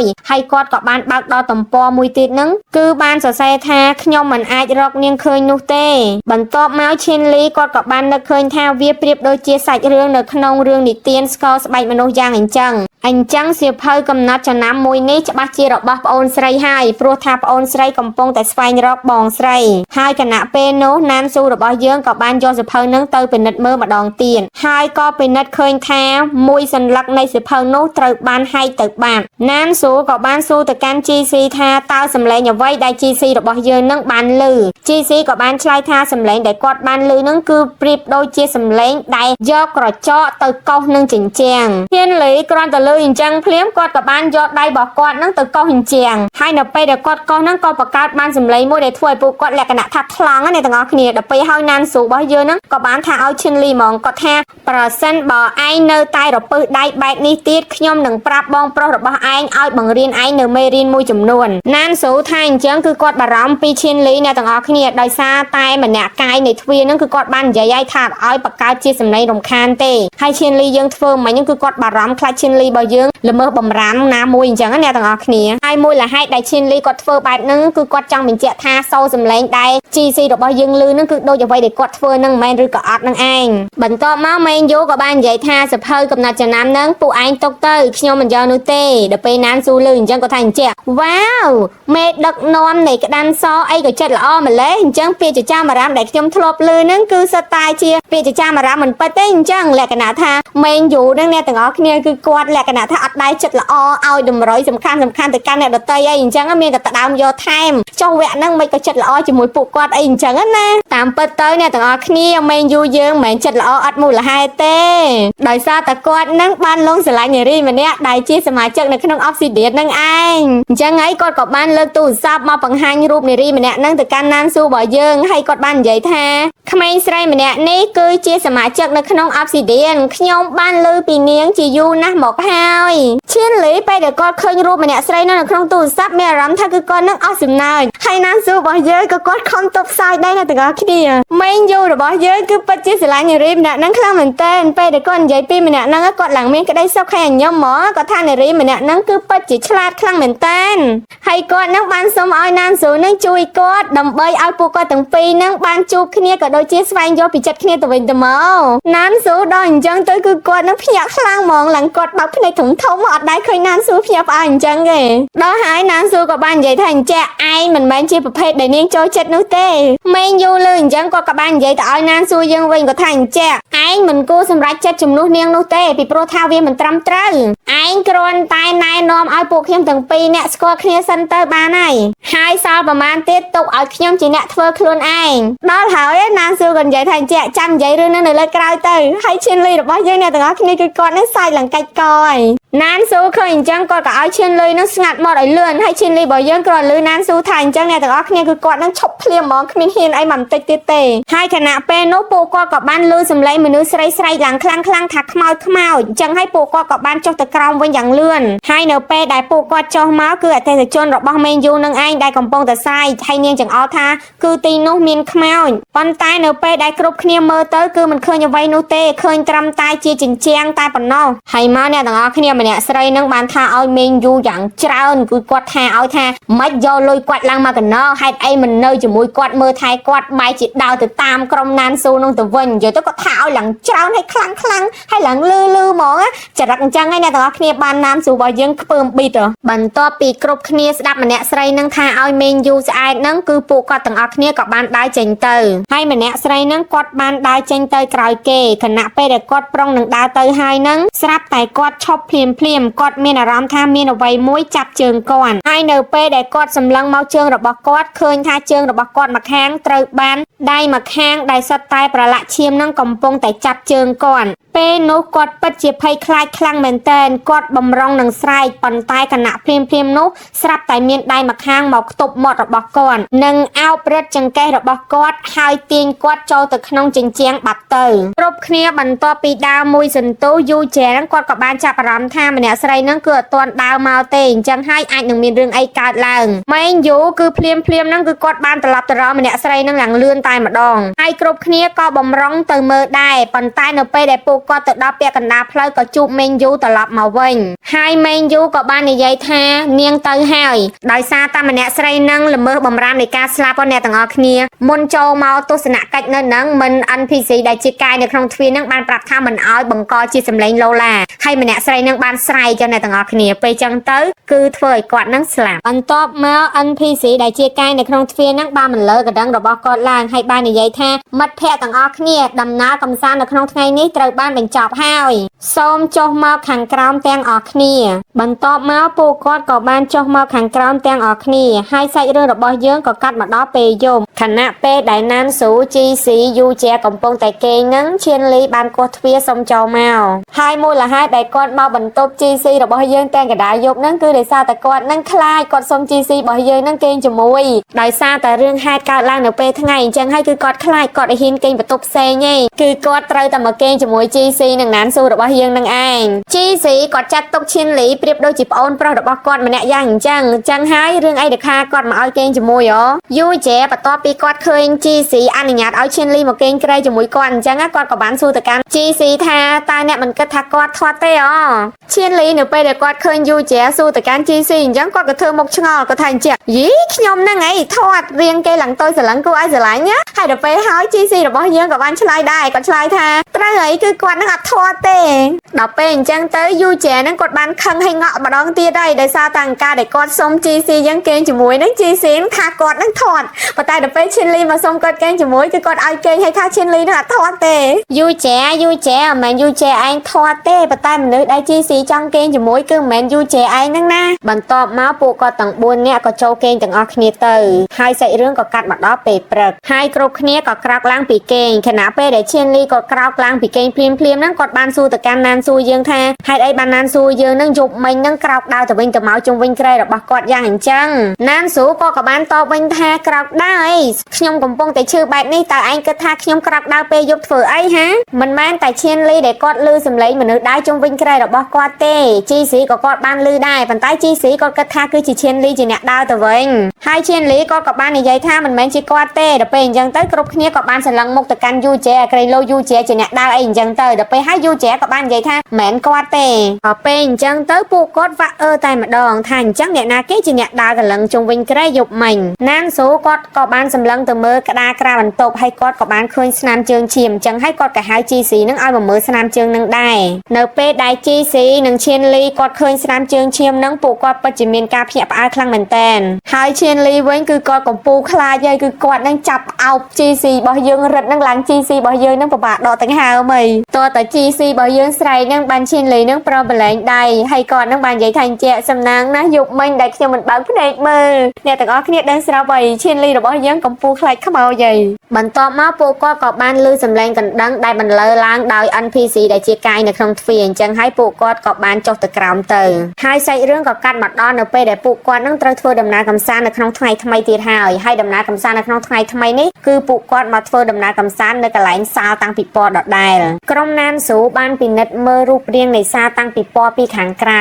នៅពេលដែលគាត់ពិនិត្យមើលទៅឃើញថារាងដំបូលរបស់សាលតាំងពីពណ៌គឺមានរាងដូចជាស្គរពេលនោះណានស៊ូគាត់បាននិយាយថាគឺពួកយើងតែងតែឮសំឡេងស្គរជានិច្ចហើយសំឡេងស្គរនោះហាក់ដូចជាមកពីខាងលើអញ្ចឹងហើយពួកយើងគួរតែទៅត្រួតពិនិត្យដំបូលនៃសាលតាំងពីពណ៌នោះម្ដងទៀតប៉ុន្តែ GC គាត់ក៏បាននិយាយថានៅលើនោះគឺសិតតែឆ្អឹងហើយការពីម្សិលមិញខ្ញុំបានឡើងទៅក៏មានមនុស្សម្នាក់រុញច្រានខ្ញុំឲ្យធ្លាក់ចុះមកខ្ញុំគិតថានៅលើនោះគឺពិតជាមានគ្រោះថ្នាក់ខ្លាំងណាស់ដល់ហើយណានស៊ូក៏តបវិញថាតើពួកយើងអាចនៅរស់ដោយរបៀបណាប្រសិនបើពួកយើងមិនហ៊ានប្រថុយនឹងគ្រោះថ្នាក់នោះដល់ហើយ GC គាត់ក៏បានតបវិញថាត្រូវហើយឯងនិយាយត្រូវទុកឲ្យខ្ញុំជាអ្នកឡើងទៅម្ដងទៀតក៏បានដែរពីព្រោះថាឯងទៅតែជាឯងមិនគួរឡើងទៅនោះទេនិយាយទៅគឺថាបារម្ភពីគ្នារហូតហ្មងរីឯណានស៊ូរបស់យើងគឺគាត់មិនបណ្ដោយឲ្យ GC របស់យើងឡើងទៅបន្ថយគ្រោះថ្នាក់តែម្នាក់ឯងទេគាត់ក៏ឲ្យឈិនលីនឹងទៅជាមួយ GC របស់យើងផងដែរ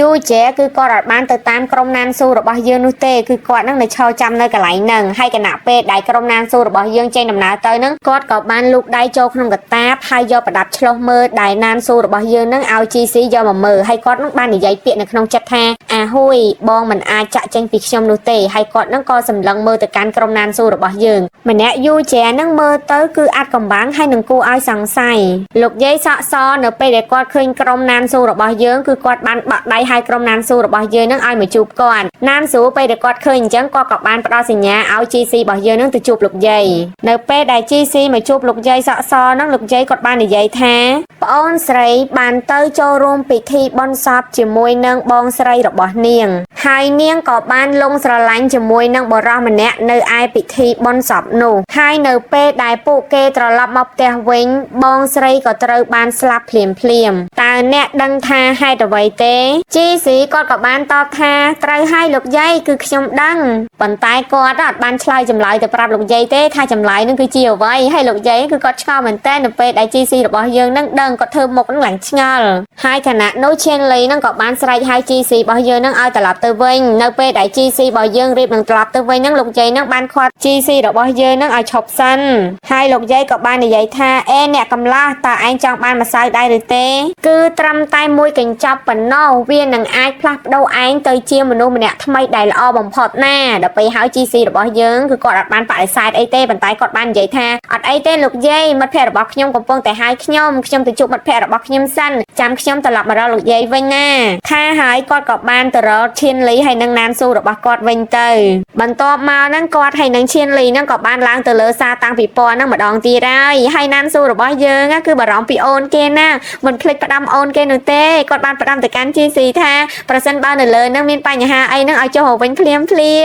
នៅពេលដែល GC និង Chenly ឡើងមកដល់លើដំបូលនៃសារតាំងពីពណ៌ហ្នឹងពួកគាត់ហ្នឹងក៏បានសម្រេចចិត្តថាដើរនៅលើនឹងតែម្ដងហើយនៅពេលដែលពួកគាត់ទៅតែបោះចំហៀនលើកទី1ដើរនៅលើដំបូលហ្នឹងគឺបង្កើតបានជាសម្លេងដូចជាការដែលវាយស្គរតែម្ដងដល់ពេលអញ្ចឹងទៅធ្វើឲ្យពួកគាត់ហ្នឹងអាក់ដំណើរមួយសន្ទុះបន្ទាប់មកពួកគាត់ក៏បានសម្រេចចិត្តបោះចំហៀនដើរជាបន្តទៅទៀតរៀងរាល់នៅពេលដែលពួកគាត់ដើរជាន់នៅលើដំបូលហ្នឹងគឺតែងតែបង្កើតបានសម្លេងដូចជាការវាយស្គររហូតហើយសូរសម្លេងដែលពួកគាត់ឮនៅពេលហ្នឹងគឺដូចជាសូរសម្លេងដែល GC របស់យើងតែងតែឮកាលពីថ្ងៃមុនអញ្ចឹងដែរដល់ហើយ GC គាត់ក៏សន្និដ្ឋានបានហ្មងថាថ្ងៃដែលគាត់ឮសម្លេងស្គរហ្នឹងគឺច្បាស់ជាមានអ្នកណាម្នាក់គឺដើរនៅលើហ្នឹងហើយដល់ពេលអញ្ចឹងទៅ GC ហ្នឹងគាត់ក៏បានយកជើងរបស់គាត់ហ្នឹងក៏ច្រំលើហ្នឹងពី3តង់តែម្ដងនៅគណៈពេលដែលគាត់ក៏ច្រំហ្នឹងធ្វើឲ្យកំណោឆ្អឹងមួយបនូកហ្នឹងរបូតចេញពីគ្នាហើយភ្លាមនោះក៏បានឮសម្លេងមនុស្សស្រីម្នាក់និយាយថាតើអ្នកណានៅទីនេះ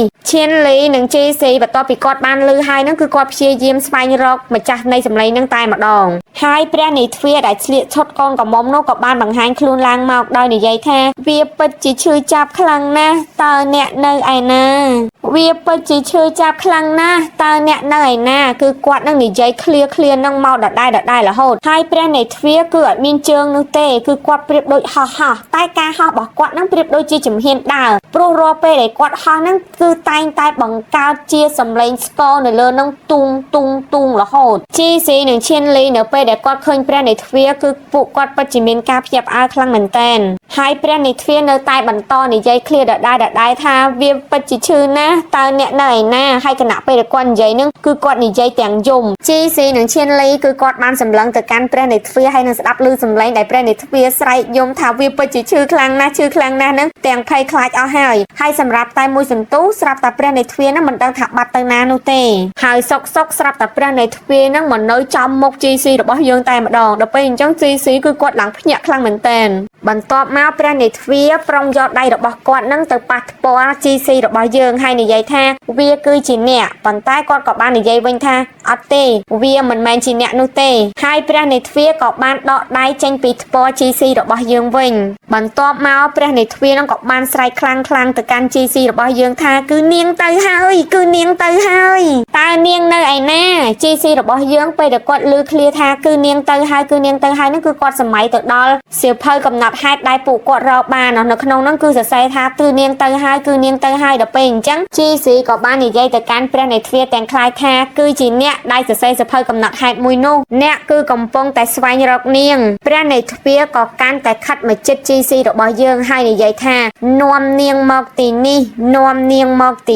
ព្រះនាយទ្វារនិយាយឃ្លានឹងបណ្ដើរចាក់ចេញឆ្ងាយពី GC របស់យើងបណ្ដើរហើយគណៈពេលដែលព្រះនាយទ្វារដើរចេញឆ្ងាយពីគាត់នឹង GC របស់យើងនឹងគឺគាត់ គាត់នឹងឡើងតុនជង្គង់អស់ហើយព្រោះថាមិញហ្នឹងគឺគាត់នឹងខំទុកភ័យស្ទះទ្រូងចង់ដាច់ខ្យល់ស្លាប់ទៅហើយអ្នកណាមិនភ័យណោះហើយបន្ទាប់មកពួកគាត់ក៏បានចុះទៅក្រោមវិញយ៉ាងប្រញាប់ប្រញាល់ជាទីបំផុតហើយនៅពេលដែលគាត់ចុះមកដល់ដីភ្លាមហ្នឹងណានសូនឹងបានមកសួរពួកគាត់ថាតើមានរឿងអីកើតឡើងជីស៊ីគាត់ក៏បាននិយាយថាគឺពួកយើងបានឃើញសត្វចម្លែកមួយដែលស្លៀកសម្លៀកបំពាក់កូនក្រមុំចំណុចដែលសំខាន់នោះគឺនាងគ្មានជើងនោះទេ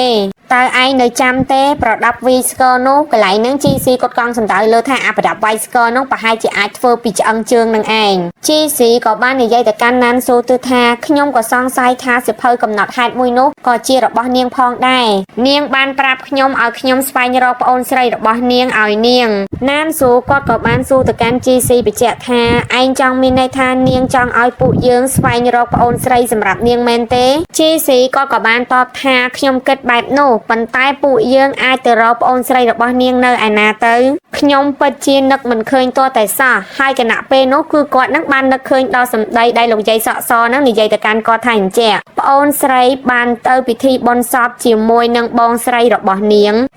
បានលងស្រឡាញ់នឹងបុរសម្នាក់នៅឯពិធីបុណ្យសពនោះបន្ទាប់ពីពួកគេត្រឡប់មកផ្ទះវិញបងស្រីក៏ត្រូវបានស្លាប់ភ្លាមបន្ទាប់ពី GC នឹកដល់សម្ដីឃ្លាទាំងអស់នឹងហើយគឺគាត់និយាយទាំងញញឹមហ្មងគាត់និយាយថាខ្ញុំយល់ហើយគឺបងប្អូនស្រីទាំងពីរអ្នកនោះមិនត្រូវគ្នានោះទេ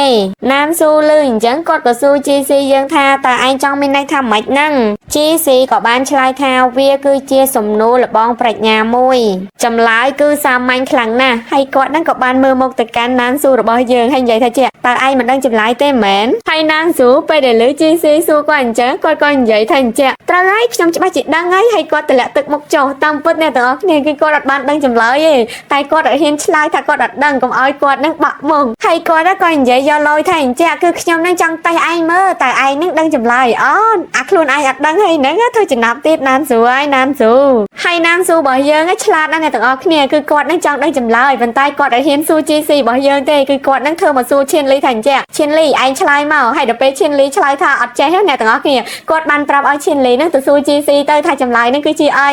ដល់ហើយ GC គាត់ក៏បានឆ្លើយថាវាគឺជាសំណួរចិត្តសាស្ត្រដែលល្បីល្បាញអស់រយៈពេល10ឆ្នាំមកហើយវាត្រូវបានគេនិយាយថាជាតេស្តដែលបានមកពីភ្នាក់ងារ FBI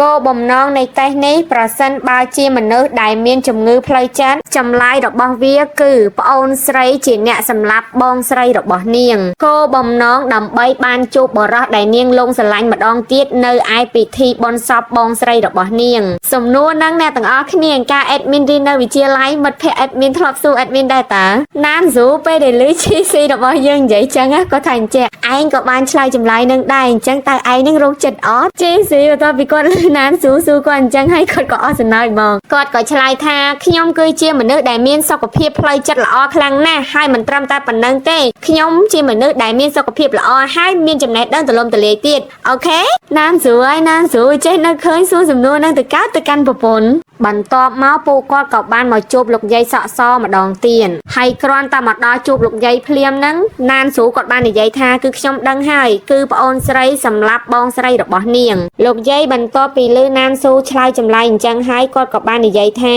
ម្សៅសនេះគឺជាឱសថបុរាណវាអាចព្យាបាលជំងឺហើយនឹងធ្វើឲ្យរាងកាយរបស់អ្នករឹងមាំហើយវាក៏អាចកំណត់អត្តសញ្ញាណคล้ายៗពីរបស់ពិតផងដែរតើពួកឯងចង់យកវាមួយកញ្ចប់ដែរទេគឺត្រឹមតែមួយកញ្ចប់ប៉ុណ្ណោះគឺវាអាចកំណត់អត្តសញ្ញាណคล้ายៗនឹងការពិតបានហើយណានស៊ូគាត់ក៏បានតបទៅកាន់លោកយាយថាខ្ញុំចង់បានវាមួយកញ្ចប់បន្ទាប់មកលោកយាយក៏បានយកថ្នាំម្សៅសមួយកញ្ចប់នោះទៅឲ្យណានស៊ូរបស់យើងណានស៊ូរបស់យើងទទួលយកថ្នាំនោះហើយក៏និយាយពាក្យថាអរគុណទៅកាន់លោកយាយបន្ទាប់មកពួកគាត់ក៏បានចាក់ចេញទៅហើយសាច់រឿងក៏កាត់មកដល់នៅពេលដែលពួកគាត់នឹងបានមកជួប NPC ដែលជាកាយនៅក្នុងទ្វារពីព្រោះថាដំណើរកំសាន្តនៅក្នុងថ្ងៃហ្នឹងគឺត្រូវបានបញ្ចប់រួចរាល់ហើយ NPC ដែលជាកាយនៅក្នុងទ្វារបាននិយាយថាពួកយើងនឹងមកជួបគ្នានៅទីនេះម្ដងទៀតនៅថ្ងៃស្អែ កម៉ោង8កន្លះហើយសរុបទាំងអស់គឺ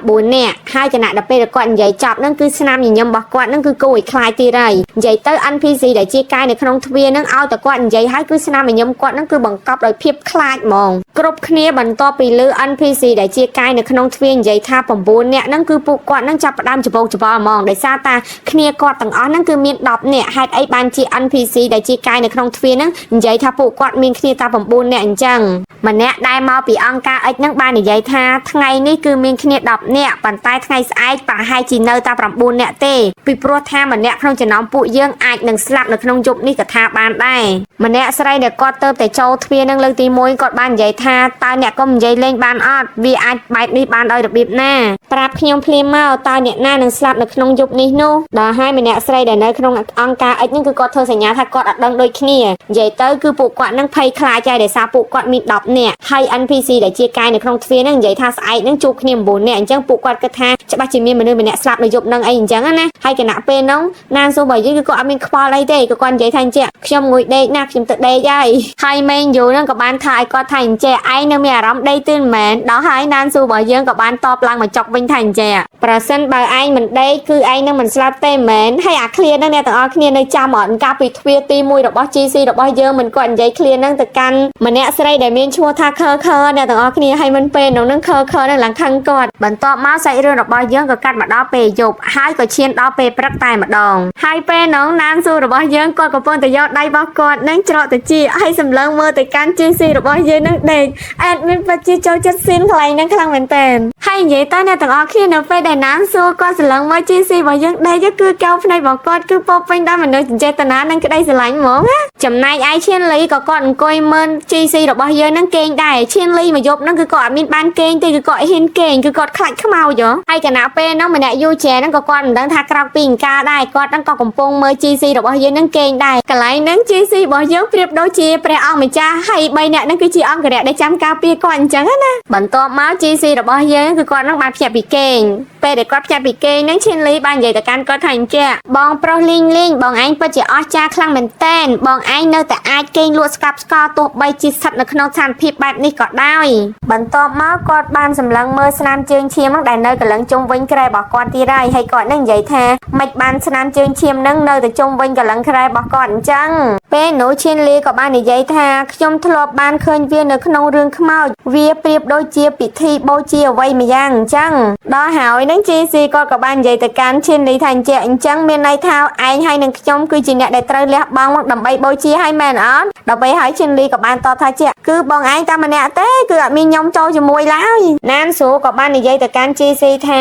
វាមិនបានសម្លាប់ឯងនោះទេនោះមានន័យថាឯងគឺមិនបានល្មើសបំរាមនៃការស្លាប់នោះឡើយជំហានបន្ទាប់នោះគឺពួកយើងត្រូវតែស្វែងរកសោឲ្យបានលឿនហើយចាក់ចេញពីទីនេះបន្ទាប់មកសាច់រឿងក៏កាត់មកដល់នៅពេលដែលគ្រប់គ្នាមកជួបជុំគ្នានៅកន្លែងដែល NPC ដែលជាកាយនៅក្នុងទ្វារនឹងណាត់ជួបម្នាក់ស្រីពេលអាវពណ៌ខ្មៅនេះគឺគាត់បានរាប់ចំនួនមនុស្សឲ្យថានៅសល់មួយនាក់ដល់ពេលហើយគាត់រាប់នឹងឃើញថា9ចឹងហើយគាត់ថាគឺមានមនុស្សម្នាក់នឹងបានបាត់ខ្លួនពិតមែនហើយបន្ទាប់ពីគាត់និយាយថាបាត់ម្នាក់មិនទាន់នឹងបានប្រមាណផងនឹងមេងយូរបស់យើងនឹងក៏បានចុះពីលើនឹងចុះមកក្រោមនឹងតែម្ដងចាអត់មានបាត់អ្នកណាទេគឺ10អ្នកនឹងឯងហើយគ្រប់គ្នាសម្លឹងមើលមេងយូដោយកៅភ្នែកចម្លែកតែម្ដងមេងយូបន្ទាប់ពីគាត់ចុះមកដល់ក្រោមភ្លាមនឹងគឺគាត់បានហៅណានស៊ូរបស់យើងនឹងឲ្យចេញទៅក្រៅនិយាយគ្នាមួយគាត់ភ្លាមតែម្ដងហើយសាច់រឿងក៏គេអត់បានបង្ហាញដែរថានិយាយគ្នារឿងអីបន្ទាប់ពីពួកគាត់និយាយចប់ហើយនឹងពួកគាត់ក៏បានត្រឡប់មកវិញនៅពេលដែលណានស៊ូរបស់យើងត្រឡប់មកវិញនឹងឈៀនលីរបស់យើងនឹងបានសួរទៅកាន់គាត់ភ្លាមហ្មងគាត់ថាបងប្រុសណានស៊ូ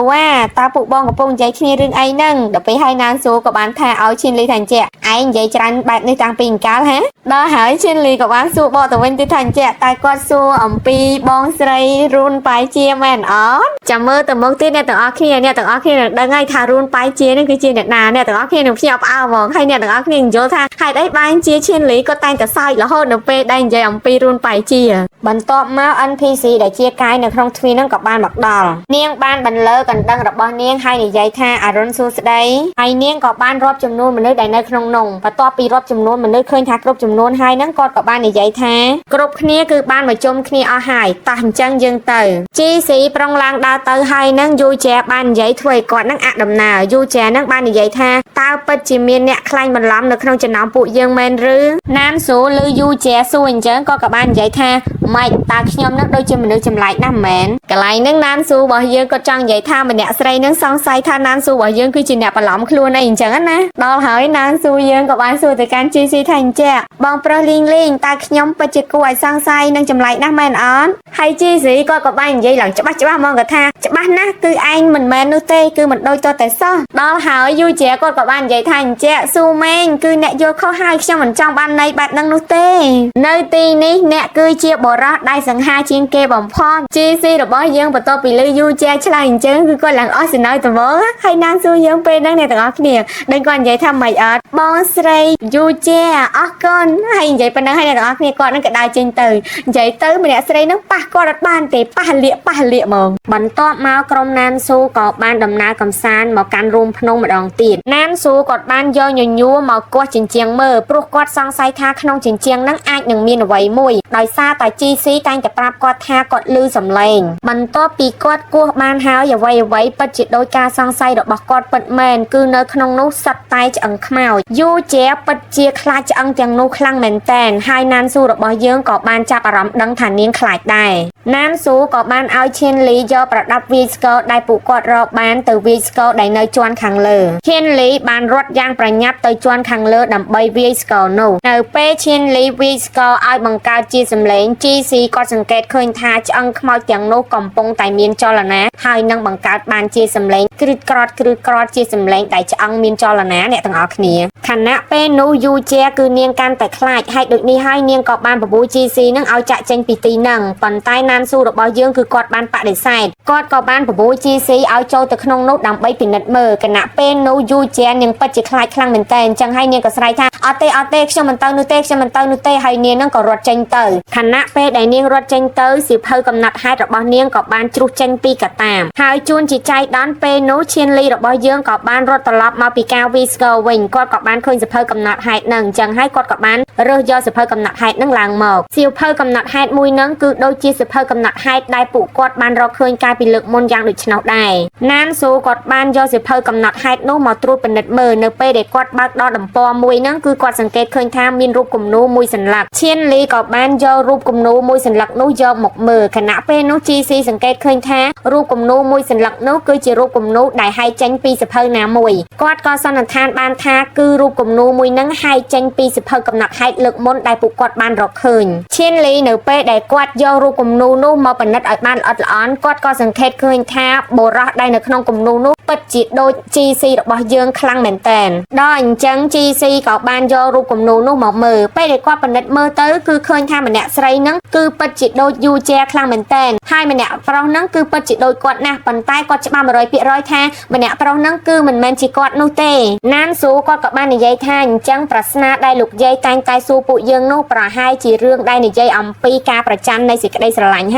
ហើយវាក៏ជាការស្អប់និងការច្រណែនផងដែរជីស៊ីគាត់បានសម្លឹងមើលរូបគំនូរនោះទាំងងឿងឆ្ងល់គាត់ឆ្ងល់ថាតើយូជែនឹងទៅហែកគំនូរនឹងពីសភៅកំណត់ហេតុមួយនោះតាំងពីអង្កលហើយគាត់ក៏សម័យដល់រឿងចាស់ៗដែលបានកើតឡើងនៅថ្ងៃដំបូងដែលពួកគាត់មកទស្សនកិច្ចនៅក្នុងរូងភ្នំពេលនោះយូជែមិនបានទៅជាមួយពួកគាត់នោះទេនាងបានសុំណានស៊ូរបស់យើងនឹងរងចាំនៅខាងក្រៅហើយគាត់ក៏សម័យដល់ការជួបគ្នាដំបូងរវាងគាត់និងយូជែផងដែរខណៈពេលនោះយូជែបានហៅជីស៊ីយើងថាអាហួយគឺបងនៅរស់ខ្ញុំបានរងចាំបងជាយូរណាស់មកហើយគាត់ក៏សម័យនៅពេលដែលយូជែនៅក្នុងសាលតាំងពិព័រណ៍ផងដែរនៅពេលនោះយូជែនាងពិតជាមានអាការៈភ័យខ្លាចជាមួយនឹងសម្លេងស្គរខ្លាំងមែនទែនបន្ទាប់ពីការស្រមៃនិងការគិតវិភាគជីស៊ីរបស់យើងគឺគាត់បានយល់គ្រប់យ៉ាងបន្ទាប់មកពួកគាត់ក៏ចាក់ចេញទៅតាមរកយូជែហើយពួកគាត់ក៏បានជួបមេញ យូនៅពាក់កណ្ដាលផ្លូវមេងយូគឺគាត់ស្ទាក់ចាំក្រុមណានស៊ូរបស់យើងនឹងឯងដោយសារតែគាត់នឹងចង់ធ្វើការស្នើសុំមួយជាមួយនឹងណានស៊ូរបស់យើង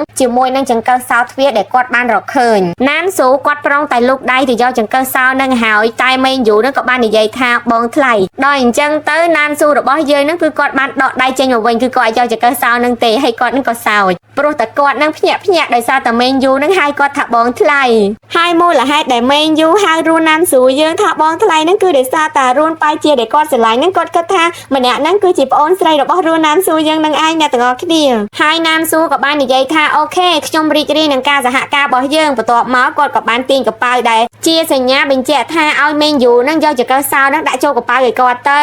បន្ទាប់មកសាច់រឿងរបស់យើងក៏កាត់មកដល់នៅពេលដែលពួកគាត់ធ្វើដំណើរត្រឡប់មកកន្លែងស្នាក់នៅវិញខណៈពេលដែលកំពុងដើរតាមផ្លូវណានស៊ូបាននិយាយទៅកាន់ GC ថាខ្ញុំធ្វើឲ្យបាត់សោបាត់ហើយ GC គឺគាត់មានការភ្ញាក់ផ្អើលខ្លាំងមែនទែនពេលនោះណានស៊ូក៏បានប្រាប់ទីថាកុំភ័យអីសោនោះគឺខ្លាំងនោះទេ GC គាត់ក៏បាននិយាយថាអញ្ចឹងមេងយូគឺជាមនុស្សបោកប្រាស់ហើយតើអ្នកណាជាអ្នកលួចកូនសោនោះតើនឹងមានអ្វីកើតឡើងប្រសិនបើកូនសោនោះត្រូវបានយកទៅចាក់ទ្វារណានស៊ូក៏បានតបថាមេងយូឲ្យកូនសោមកខ្ញុំគឺដើម្បីតេស្តអំពីសមត្ថភាពរបស់ខ្ញុំក៏ឆ្លៀតឱកាសនេះដើម្បីលាក់បាំងពីសមត្ថភាពរបស់ខ្ញុំប៉ុន្តែខ្ញុំមិននឹកស្មានថាមានអ្នកលួចកូនសោនោះយកទៅបាត់នោះទេមេងយូគឺងាយស្រួលនៅក្នុងការទប់ទល់នោះទេប៉ុន្តែអ្វីដែលពិបាកនោះគឺជាចោរដែលនៅក្នុងទីងងឹតនោះហើយនោះទៅជាអ្វីដែលខ្ញុំបារម្ភ GC ក៏បាននិយាយថាគឺទុកឲ្យគាត់នឹងជាអ្នកចាត់ការហើយគណៈពេលនោះគាត់ក៏បានស្រែកឡើងខ្លាំងថាដំណឹងអាក្រក់ស៊ូមេងគឺបានធ្វើឲ្យបាត់កូនសោហើយសូមជួយគាត់ដើម្បីស្វែងរកកូនសោនោះមកវិញផងគ្រប់គ្នាពិតជាមានការភ្ញាក់ផ្អើលខ្លាំងមែនទែនបន្ទាប់ពីលើដំណឹងមួយនឹងហើយមេងយូក៏បានថាតើឲ្យណានស៊ូរបស់យើងថាហេតុអីបានជាឯងធ្វើឲ្យបាត់សោលះយ៉ាងនេះខ្ញុំពិតជាលំបាកខ្លាំងណាស់ទម្រាំទៅរកវាមកបានហើយណានស៊ូរបស់យើងក៏ធ្វើទឹកមុខឡើងកំសត់ដូចក្មេងដែលដឹងអីអញ្ចឹងប៉ិនសម្ដែងដល់កយម្នាក់ដែលមកពីអង្គការអិចហ្នឹងគឺគាត់ខឹងខ្លាំងមែនទែនគាត់ថាឲ្យមេងយូថាហេតុអីបានជាឲ្យចង្កឹះសោទៅកាន់មនុស្សដែលឈឺបែបហ្នឹងឥឡូវហ្នឹងតើអ្នកពេញចិត្តហើយមែនអត់ដែលយើងគ្រប់គ្នាហ្នឹងគឺមិនអាចចេញពីទីនេះបាននោះទេពីព្រោះថាតើអត់មានសោគឺអាចចេញពីទ្វារបានទេអ្នកទាំងអស់គ្នាណានស៊ូបន្ទាប់ពីលើអញ្ចឹងគាត់ធ្វើសម្ដែងសួរទៅកាន់ GC របស់យើងថាបងប្រុសលីងតើឥឡូវហ្នឹងពួកយើងគួរធ្វើបែបណាសោគឺបានបាត់ហើយពួកយើងនឹងមិនអាចត្រឡប់ទៅវិញនោះទេហើយអ្នកទាំងអស់គ្នាមើលទឹកមុខផងបកកាយសម្ដែងលើសតារាអាជីពទៀតប្រាប់ទៅ GC គាត់ក៏បានតបបែបសប្បាយថាអត់មានបញ្ហាទេបើសិនបើពួកយើងមិនអាចត្រឡប់ទៅវិញបានទេអញ្ចឹងនៅទីនឹងទាំងអស់គ្នាទៅយូជាបន្ទាប់ពីលើចម្លើយ GC របស់យើងឆ្លើយបែបនេះនាងពិតជាសប្បាយចិត្តខ្លាំងណាស់ហាក់ដូចជាគាត់ចង់ឲ្យ GC នឹងនៅទីនឹងជារៀងរហូតអញ្ចឹងហើយសាច់រឿងក៏កាត់មកដល់នៅពេលដែលពួកគាត់ញ៉ាំអាហារពេលល្ងាចមេងយូបន្ទាប់ពីគាត់ញ៉ាំអាហារពេលល្ងាចបានតែប្រហែលម៉ាត់ហើយនឹងគាត់ក៏ដើរចេញទៅហើយគ្រប់គ្នានឹងក៏បានដើរតាមមេងយូដោយសារពួកគេគិតថាមេងយូគឺជាអ្នកដែលធ្លាប់ចូលទ្វារមានបទពិសោធន៍អីបែបហ្នឹងពេលនេះនៅសល់តែក្រុមណានស៊ូរបស់យើង4នាក់ប៉ុណ្ណោះដែលកំពុងញ៉ាំអាហារពេលល្ងាចហើយជាពេលល្អបំផុតដែលពួកគាត់ចាប់ផ្ដើមធ្វើគម្រោងរបស់ពួកគាត់ហើយឈៀនលីក៏គាត់បានលេងល្បិចថាគឺគាត់នឹងសុំទៅបន្ទប់ទឹកហើយគណៈពេលនោះគាត់ក៏ដកយកសិភៅកំណត់ហេតុរបស់យូជាដែលគាត់រើសបានហើយក៏ផ្ដល់សញ្ញាទៅឲ្យ GC របស់យើងថាគាត់រួចរាល់ហើយ GC ឃើញបែបនោះគាត់ក៏បានធ្វើជាជ្រូកប្រដាប់វាយស្គរហើយនៅគណៈពេលដែលយូជាអោនទៅរើសឲ្យគាត់ហ្នឹងគាត់ក៏បានចាប់ដៃយូជាដើម្បីបង្វែរចំណាប់អារម្មណ៍របស់នាងហើយគណៈពេលនោះណានស៊ូរបស់យើងគឺបានរហ័សខ្លាំងមែនទែនគឺគាត់បានយកម្សៅដែលលោកយាយឲ្យនឹងចាក់ចូលក្នុងទឹករបស់យូជារីឯឈៀនលីក៏យកសិភៅកំណត់ហេតុនោះញុកចូលក្នុងកាបូបរបស់យូជាវិញយ៉ាងរហ័សជាទីបំផុតយូជានៅពេលដែល GC កាន់ដៃរបស់នាងគឺនាងពិតជាសប្បាយចិត្តខ្លាំងមែនទែននិយាយទៅគឺអត់ដឹងថាគេកំពុងតែបោកសោះបន្ទាប់មកយូជាក៏បន្តញ៉ាំអាហាររបស់នាងគណៈពេលនោះណានស៊ូរបស់យើងក៏ធ្វើពុតជាក្អកហើយងាកមករកនិយាយជាមួយ GC របស់យើងថាប្រសិនបើយប់នេះមានអ្វីកើតឡើងហើយខ្ញុំដេកដូចខ្មោចងាប់ឯងកុំភ្លេចដាស់ខ្ញុំផងណានស៊ូរបស់យើងអ្នកទាំងអស់គ្នានៅពេលដែលគាត់ដេកគឺថាដេកដូចជ្រូកងាប់អញ្ចឹងគឺគាត់នឹងអត់ងាយភ្ញាក់ទេទោះបីមានរឿងអីកើតឡើងក៏ដោយនៅពេលយប់កណ្ដាលអាត្រៀតយូជាកំពុងតែគេងនឹងនាងក៏បើកភ្នែកឡើងហើយអាកប្បកិរិយារបស់នាងពិតជាចម្លែកខ្លាំងមែនទែននាងក៏បានក្រោកឡើងហើយចាក់ចេញពីបន្ទប់ ជីស៊ីពេលនោះគឺគាត់បានភ្ញាក់ឡើងហើយគាត់ក៏បានដាស់ឈៀនលីនិងណានស៊ូរបស់យើងផងដែរហើយណានស៊ូគឺពិតជាដេកដូចជ្រូកងាប់ពិតមែនជីស៊ីដាស់គាត់ឡើងខ្លាំង3 4 5ដងមិនគាត់ភ្ញាក់បន្ទាប់មកពួកគាត់ទាំង3នាក់ក៏ដើរតាមយូជែដើម្បីសង្កេតមើលយូជែបានដើរទៅដល់មាត់ទន្លេមួយនាងក៏ឈប់ហើយនាងបានដោះសម្លៀកបំពាក់របស់នាងចេញបន្ទាប់មកនាងក៏បានយកដៃរបស់នាងបកស្បែករបស់ខ្លួនឯងចេញខណៈពេលនោះជីស៊ីនិងឈៀនលីរបស់យើងពេលដែលឃើញអញ្ចឹងពួកគាត់ទាំងពីរនាក់ពិតជាខ្លាចហើយនឹងមានការភ្ញាក់ផ្អើលខ្លាំងមែនទែនប៉ុន្តែណានស៊ូរបស់យើងវិញគឺមើលដោយអត់ព្រឹកភ្នែកសំបីតែបន្តិចបន្ទាប់ពីយូជែដោះស្បែកចេញពីខ្លួនរបស់នាងអស់ហើយនាងក៏បានដើរចូលទៅក្នុងទឹកទន្លេនោះក្រុមណានស៊ូរបស់យើងបន្ទាប់ពីឃើញហេតុការណ៍ទាំងអស់នេះហើយពួកគាត់ក៏ត្រឡប់មកបន្ទប់វិញធ្វើពុតជាដេកលក់ហាក់ដូចជាគ្មានរឿងអ្វីកើតឡើងបន្ទាប់មកយូជែក៏បានចូលក្នុងបន្ទប់តាមបង្អួចទាំងសភាពដែលគ្មានស្បែកនាងបានដើរក្រឡឹងជុំវិញក្រែរបស់ GC ចំនួន3ជុំហើយគណៈពេលដែលនាងកំពុងដើរនោះគឺនាងតែងតែនិយាយពាក្យថាវាចិត្តចប់ហើយវាចិត្តចប់ហើយវាចិត្តចប់ហើយគណៈពេលដែលនាងដើរគ្រប់3ជុំហ្នឹងនាងបានឈរស្កប់នៅចិត្ត GC របស់យើងហើយបានសើចថាហើយគណៈពេលនោះ GC របស់យើងគឺគាត់ពិតជាខំទ្រាំនឹងទប់ខ្លាំងមែនតើបន្ទាប់មកយូជែក៏បានចាក់ចែងត្រឡប់ទៅវិញគណៈពេលដែលនាងត្រឡប់ទៅវិញបាត់នឹងក្រុមណានស៊ូរបស់យើងក៏បានក្រោកឡើងភ្លាមដូចគ្នាគណៈពេលនោះឈៀនលីគឺគាត់ពិតជាខ្លាចខ្លាំងមែនតើគាត់បានសួរទៅកាន់ណានស៊ូថាតើយូជែមានអ្វីកើតឡើងចំពោះនាងនឹងណានស៊ូក៏បានតបថាប្រហែលជាអត្តពលនៃថ្នាំម្សៅសនោះគឺបានបញ្ចេញឫទ្ធិហើយអ្នកទាំងអស់គ្នានៅចាំបានអត់ម្សៅសនឹងលោកយាយសក់សធ្លាប់និយាយថាគឺវាមានអត្តពលសម្រាប់បញ្ជាក់ការពិតនិងคล้ายคล้ายអញ្ចឹងយូជែមិនមែនជាមនុស្សពិតនោះទេនាងគឺជាមនុស្សคล้ายคล้ายហើយនាងគឺជា NPC ដែលនៅក្នុងហ្គេមមួយហ្នឹងគឺនាងបានពាក់ស្បែកដើម្បីបាត់បង់ការពិតនិងបន្លំអត្តសញ្ញាណរបស់ខ្លួនឯងឈៀនលីក៏បានសួរទៅកាន់ណានស៊ូថាតើឥឡូវហ្នឹងពួកយើងគួរធ្វើអ្វីបន្តទៀតណានស៊ូក៏បានប្រាប់គាត់ថាកុំខ្លាចអីនៅពេលដែលនាងខ្លាចជាមនុស្សម្ដងទៀតពួកយើងមិនត្រូវធ្វើឲ្យនាងដឹងខ្លួននោះទេហើយត្រូវស្វែងរកកូនសោឲ្យបានលឿនខណៈពេលនោះ GC បានលឺសំឡេងហើយគាត់ដឹងថានាងបានត្រឡប់មកវិញហើយអញ្ចឹងពួកគាត់ក៏ធ្វើពុតជាដេកធម្មតាទៀតយូជែបន្ទាប់ពីត្រឡប់មកវិញនាងក៏បានចូលដេកដូចធម្មតាហើយសាច់រឿងក៏កាត់មកដល់ព្រឹកថ្ងៃថ្មី NPC ដែលជាកាយនៅក្នុងទ្វារបាននិយាយទៅកាន់ទាំងអស់គ្នាថាដំណើរកំសាន្តរបស់អ្នកទាំងអស់គ្នាត្រូវបានបញ្ចប់រួចរាល់ហើយថ្ងៃនេះគឺអ្នកទាំងអស់គ្នាទំនេរសូមរីករាយជាមួយអ្វីដែលអ្នកទាំងអស់គ្នាចង់ធ្វើខ្ញុំសង្ឃឹមថានៅពេលដែលអ្នកទាំងអស់គ្នាត្រឡប់មកវិញនៅល្ងាចនេះអ្នកទាំងអស់គ្នានឹងរក្សាចំនួន9នាក់ដដែលតាមពិតអ្នកទាំងអស់គ្នា NPC ដែលជាកាយនៅក្នុងទ្វារហ្នឹងគឺគាត់បានបង្ហើបតាំងពីយូរហើយថាមនុស្សដែលចូលលេងនៅក្នុងទ្វារហ្នឹងគឺមានតែ9នាក់ទេដោយសារតាយូជែមិនមែនជាមនុស្សឡើយនាងគឺជា NPC អញ្ចឹងហើយបានគាត់អត់រាប់ចូលហើយថ្ងៃនេះក៏ជាថ្ងៃកំណត់ចុងក្រោយរបស់ពួកគាត់ផងដែរប្រសិនបើពួកគាត់មិនអាចរកចង្កឹះសោនឹងទ្វារចាក់ចេញបានទេពួកគាត់នឹងត្រូវស្លាប់នៅក្នុងនឹងទាំងអស់គ្នាហើយអ្នកនៅរស់គឺមានតែម្នាក់ប៉ុណ្ណោះដែលជ្រើសរើសដោយទ្វារណានស៊ូក៏បាននិយាយទៅកាន់ GC ថាពេលវេលានៅក្នុងហ្គេមត្រូវបានពន្លឿនហើយប្រហែលមកពីពួកយើងបានកំណត់អត្តសញ្ញាណរបស់យូជាបានហើយមើលទៅ GC ក៏បានសួរទៅកាន់ណានស៊ូថាតើមានករណីបែបហ្នឹងនៅក្នុងហ្គេមដែរមែនហើយណានស៊ូរបស់យើងក៏បានងក់ក្បាលយ៉ាងគួរឲ្យស្រឡាញ់ហើយដល់ពេលវេលាដែលណានស៊ូរបស់យើងនឹងរៀបចំផែនការទីហើយគឺគាត់ឲ្យ GC នឹងធ្វើជាដេតជាមួយនឹងយូជានឹងនាំយូជាទៅដើរលេងអីអញ្ចឹងទៅហើយគាត់នឹងឈៀនលីនឹងទៅជួបលោកយាយសក់សគាត់និយាយហើយនឹងគាត់ក៏ដើរចេញទៅរយ GC របស់យើងគឺគាត់ចង់ធ្វើអញ្ចឹងទេអ្នកទាំងអស់គ្នាប៉ុន្តែគឺគាត់អាចបដិសេធជាមួយណានស៊ូបានឡើយនៅពេលដែលពួកគាត់ដើរមកដល់កន្លែងដែលចិត្តទៅជួបលោកយាយនឹងណានស៊ូបានផ្ដល់សញ្ញាទៅកាន់ GC របស់យើងថាអនុវត្តផែនការហើយគាត់នឹងឈៀនលីនឹងក៏បានដើរទៅជួបលោកយាយគណៈពេលនោះយូជានឹងប្រុងដើរទៅតាមប៉ុន្តែ GC របស់យើងនឹងបានខាត់នាង GC បាននិយាយទៅកាន់យូជាថាខ្ញុំមានរឿងដែលចង់សួរនាងហើយយូជាអ្នកទាំងអស់គ្នាគ្រាន់តែឮ GC របស់យើងសួរតែប៉ុណ្្នឹងនិយាយតែប៉ុណ្្នឹងគឺថាញញឹមបិទមាត់បញ្ចិត្តនោះទេនៅពេលដែលណានស៊ូមកជួបលោកយាយភ្លាមគាត់បាននិយាយថាអរគុណលោកយាយសម្រាប់ម្សៅថ្នាំរបស់លោកយាយ ក៏បានតបវិញថាអ្នកគឺជាមនុស្សដែលឆ្លាតអ្នកបានប្រើវាទៅលើមនុស្សដែលត្រឹមត្រូវហើយណានស៊ូក៏បានសួរទៅកាន់លោកយាយថាលោកយាយតើលោកយាយអាចប្រាប់ពួកខ្ញុំបានទេហេតុអ្វីបានជាប្អូនស្រីសម្លាប់បងស្រីរបស់នាងលោកយាយក៏បានសម្លឹងទៅកាន់ GC របស់យើងហើយនិយាយថាគឺព្រោះតែគាត់ហើយលោកយាយក៏បានបន្តទៀតថាការពីមុនការរស់នៅក្នុងភូមិគឺពិតជាមានភាពសុខសាន្តខ្លាំងណាស់នៅឆ្នាំនោះគឺមានក្មេងប្រុសម្នាក់ដែលមានឈ្មោះថាអាហួយបានមកទីនេះហើយលោកយាយក៏បានសម័យរឿងរ៉ាវដែលបានកើតឡើងនៅក្នុងអតីតកាលហើយនេះអ្នកទាំងអស់គ្នាគឺជាអាហួយមុខដូចជាស៊ីរបស់យើងដូចកូនភ្លោះអញ្ចឹងលោកយាយក៏បានបន្តទៀតថាប្អូនស្រីគឺបានលងស្រឡាញ់អាហួយហើយសាច់រឿងក៏បង្ហាញឲ្យឃើញថាប្អូនស្រីបានណាត់អាហួយឲ្យមកជួបនាងហើយនាងបានហុចថង់ក្រអូបទៅឲ្យអាហួយពេលនោះគឺអាហួយមិនបានទទួលថង់ក្រអូបនោះទេគាត់និយាយថាឲ្យគាត់សុំទោសគាត់មានមនុស្សដែលគាត់ស្រឡាញ់រួចទៅហើយ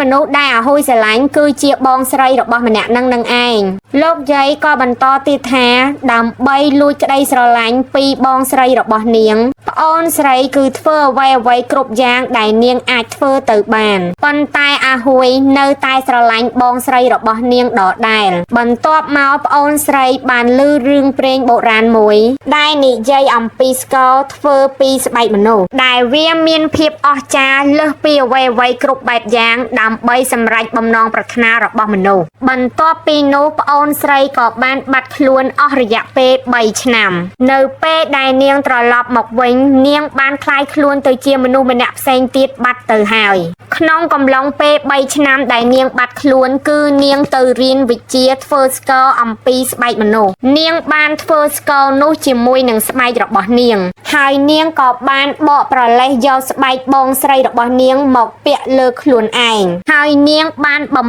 បាក់ជើងបងស្រីរបស់នាងធ្វើជាប្រដាប់វាយស្គរអូយ my god យូជានឹងពិតជាសាហាវហើយអាក្រក់ខ្លាំងមែនទែនហើយនាងក៏បានលេងស្គរជាមួយនឹងឧបករណ៍ទាំងអស់នោះនាងបានធ្វើអ្វីគ្រប់យ៉ាងដើម្បីឲ្យនាងអាចក្លាយទៅជាបងស្រីរបស់នាងហើយអាចនៅជាមួយអាហួយជារៀងរហូតអញ្ចឹងអ្នកទាំងអស់គ្នាស្បែកដែលយូជាកំពុងពាក់ហ្នឹងគឺជាស្បែកបងស្រីរបស់នាងព្រោះអីស្បែករបស់នាងគឺនាងយកទៅធ្វើស្គរបាត់ហើយអ្នកទាំងអស់គ្នាស្គរដែលគាត់ប្រើស្បែកគាត់យកទៅធ្វើគឺជាស្គរដែលពង្វក់ស្មារតី GC របស់យើងកាលពីភាគមុនណានសួរក៏បានសួរទៅកាន់លោកយាយថាចុះអាហួយ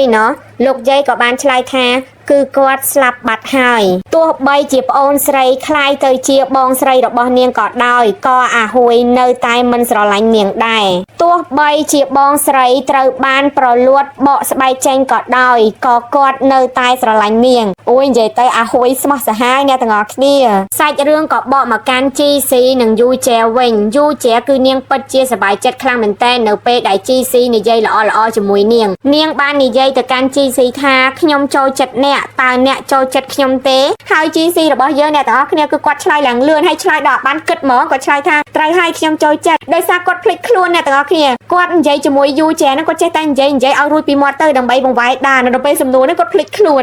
ដល់ហើយគាត់ក៏បកស្រាយវិញថាអត់ទេគឺខ្ញុំនឹងចង់មានន័យថាខ្ញុំចូលចិត្តទេសភាពដែលនៅទីនេះហើយយូជាក៏បាននិយាយគឺថាហេតុអ្វីបានជាពួកយើងមិនរស់នៅទីនេះទាំងអស់គ្នាទៅវាមិនល្អទេមែនទេហើយសំណាងល្អណានស៊ូរបស់យើងក៏បានមកកាត់ចង្វាក់ការសន្ទនារបស់ពួកគាត់ទាំងពីរអញ្ចឹង GC គឺគាត់មិនពិបាកនៅក្នុងការឆ្លើយនោះទេបន្ទាប់មកពួកគាត់ក៏បានធ្វើដំណើរមកកាន់រូងភ្នំម្ដងទៀតដើម្បីពិនិត្យមើលស្គរនោះគណៈពេលដែលគាត់មកដល់រូងភ្នំណានស៊ូរបស់យើងបានឃើញមេងយូហើយគាត់ក៏បានប្រាប់ឲ្យមេងយូនឹងតាមដានយូជានឹងកុំឲ្យដាច់ពីកតុយភ្នែកហើយមេងយូគាត់និយាយថាអត់មានបញ្ហាទេពីព្រោះគាត់ក៏កំពុងតែសង្ស័យយូជានឹងដូចគ្នាហើយនៅពេលដែល GC និងយូជាបានមកដល់ GC បានផ្ដល់សញ្ញាទៅឲ្យមេងយូជានាងប្រុងដើរតាម GC ចូលទៅខាងក្នុងប៉ុន្តែគណៈពេលនោះមេងយូបានខាត់នាងឲ្យនៅជាមួយគាត់ពេលដែលក្រុមណានស៊ូចូលមកក្នុងរូងឈើភ្លាមពួកគាត់មានការភ្ញាក់ផ្អើលខ្លាំងមែនទែនដោយឃើញយូជាកំពុងតែអង្គុយនៅជិតស្គរពេលនោះនាងបានលើកដៃវាយស្គរណានស៊ូបាននិយាយទៅកាន់នាងថាយូជាបងស្រីរបស់អ្នកកំពុងតែតាមស្វែងរកអ្នកឆាប់ទៅជួបបងស្រីរបស់នាងទៅហើយប្រកល់ស្បែក ទៅឲ្យបងស្រីរបស់នាងវិញទៅកុំនៅរឹងរូសទៀតអីយូជែនាងបែរត្រឡប់មកហើយស្រែកមួយទំហឹងយ៉ាងខ្លាំងដើម្បីបំភាន់ចិត្តរបស់ GC ម្ដងទៀតប៉ុន្តែម្ដងនេះនាងបានបរាជ័យនៅក្នុងការសណ្ដំចិត្ត GC របស់យើងពីព្រោះតែសេចក្តីល្អនិងអំពើល្អចិត្តល្អដែល GC តែងតែមានយូជែបន្ទាប់ពីនាងមិនអាចសណ្ដំចិត្ត GC បានហើយ GC មិនព្រមនៅជាមួយនាងបានមកចាប់បាច់ក GC របស់យើងពីព្រោះថាបើ GC ស្លាប់គាត់នឹងនៅទីនេះជាមួយនាងជារៀងរហូតប៉ុន្តែនៅគណៈពេលដែលនាងដាក់ដៃមិនទាន់ទាំងដល់ក GC របស់យើងផងណានស៊ូបានស្រែកឡើងខ្លាំងៗថាប្រសិនបើនាងហ៊ានតែប៉ះគាត់ខ្ញុំនឹងបំផ្លាញស្គរនេះឥឡូវនេះដល់ពេលអញ្ចឹងទៅយូជែគឺគាត់អត់ហ៊ានមកច្បាច់ក GC របស់យើងទេហើយនាងក៏រលាយបាត់ទៅណានស៊ូបន្ទាប់ពីយូជែរលាយបាត់ទៅគាត់រត់យ៉ាងលឿនមករក GC របស់យើងពេលនោះគាត់ពិតជាភ័យខ្លាចខ្លាំងណាស់ហើយបារម្ភពី GC ជាខ្លាំងបន្ទាប់មកពួកគាត់ក៏ចុះមកខាងក្រោមវិញហើយណានស៊ូបានថាឲ្យមេងយូយ៉ាងខ្លាំងដែលគាត់ធ្វើឲ្យយូជែនឹងផុតពីកសែភ្នែកគាត់ថាអាសមត្ថភាពមេដឹកនាំរបស់ក្តាន់សនឹងវាទៅណាអស់ហើយមិនក៏កាដល់ថ្នាក់នឹងតាមពិតទៅមេងយូដោយសារតែគាត់ត្រូវយូជែនឹងសណ្ដំដោយសម្លេងស្គរធ្វើឲ្យគាត់នឹងស្លាប់ហើយពេលដែលគាត់ភ្ញាក់ដឹងខ្លួនឡើងវិញនឹងគឺបាត់យូជែនឹងបាត់ហើយម្នាក់ដែលមកពីអង្គការអិចនឹងដឹងតែអត់មានម្ដងល្អហ្មងព្រោះអីគាត់តែងតែលួចតាមដាន GC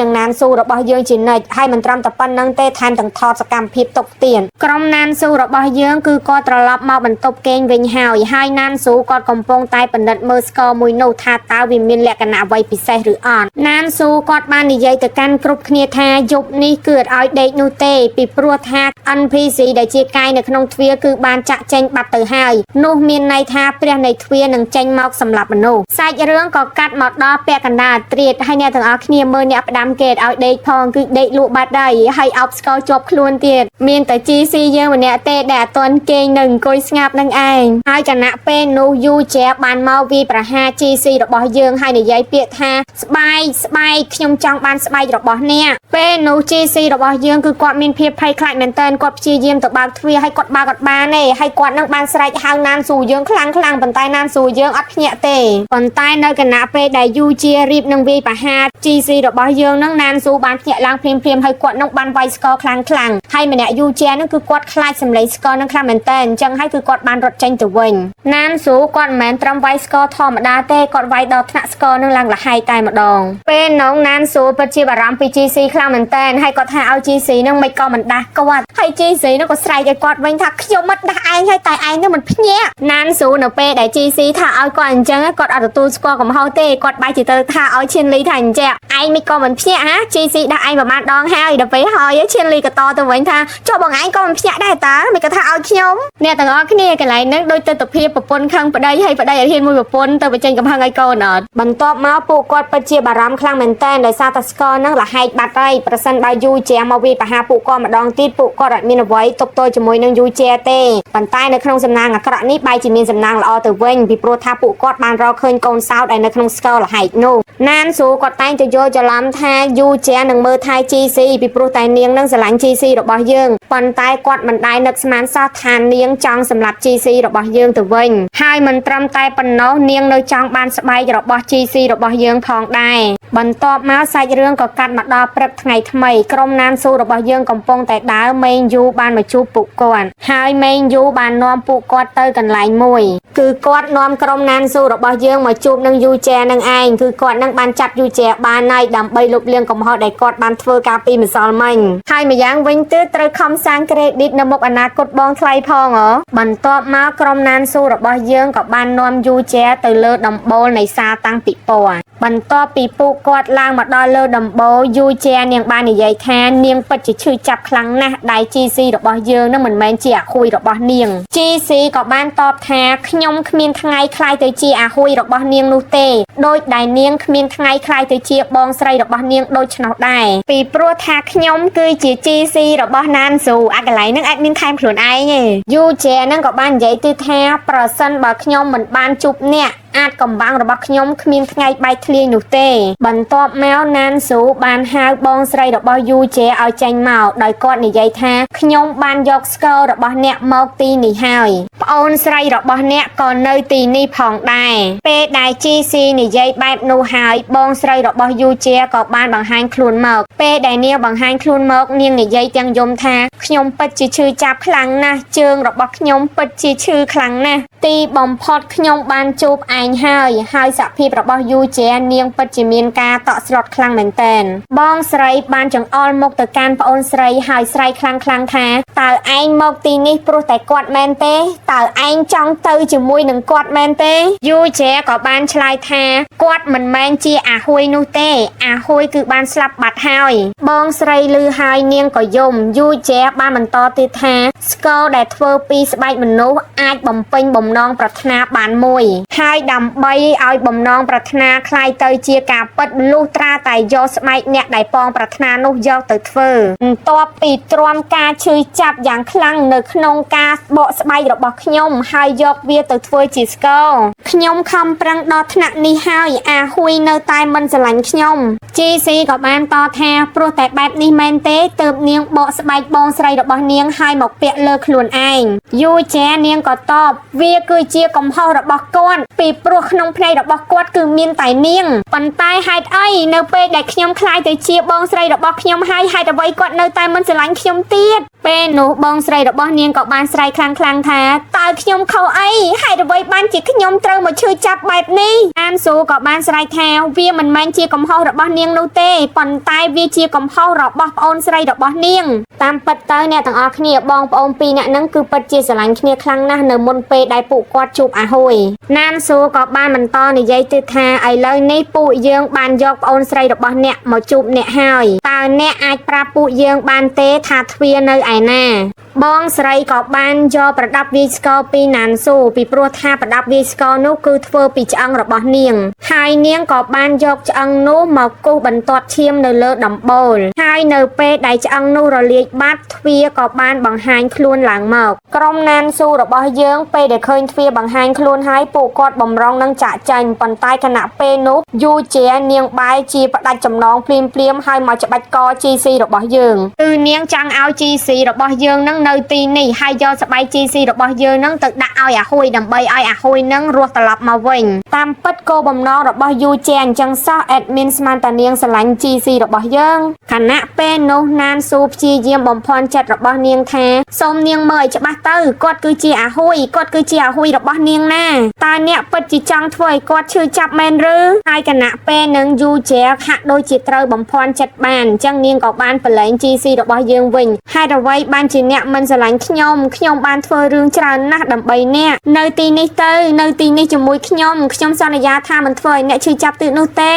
ជីស៊ីក៏តបថាខ្ញុំមិននៅទីនេះនោះទេតើអ្នកដឹងឬអត់ហេតុអ្វីបានជាទាំងខ្ញុំនិងអាហួយមិនស្រឡាញ់អ្នកពីព្រោះអ្នកគឺអាត្មានិយមខ្លាំងណាស់យូជេក៏បានស្រែកទៅកាន់ជីស៊ីខ្លាំងៗថាប៉ុន្តែខ្ញុំស្រឡាញ់អ្នកជីស៊ីក៏តបវិញថាអ្នកមិនបានស្រឡាញ់ខ្ញុំនោះទេគឺអ្នកស្រឡាញ់ស្បែករបស់ខ្ញុំអ្នកពិតជាអាក្រក់ខ្លាំងណាស់អ្នកមិនដែលស្រឡាញ់អ្នកណាម្នាក់ឡើយអ្នកស្រឡាញ់តែខ្លួនឯងយូជេបន្ទាប់ពីឮជីស៊ីនិយាយចឹងហើយនាងក៏បានយំហើយនិយាយថាតើខ្ញុំខុសហើយមែនទេហើយនាងក៏បានដួលទៅលើដំបូលនោះទៅហើយគណៈពេលនោះណានស៊ូបានរត់មករកជីស៊ីភ្លាមតែម្ដងគឺគាត់បារម្ភជីស៊ីនៅឡើងលុះព្រលឹងអស់ហើយពេលនោះបងស្រីបាននិយាយទៅកាន់ប្អូនស្រីថាឯងគួរតែប្រកោស្បែករបស់បងឲ្យមកបងវិញហើយឲ្យវាមកបងវិញ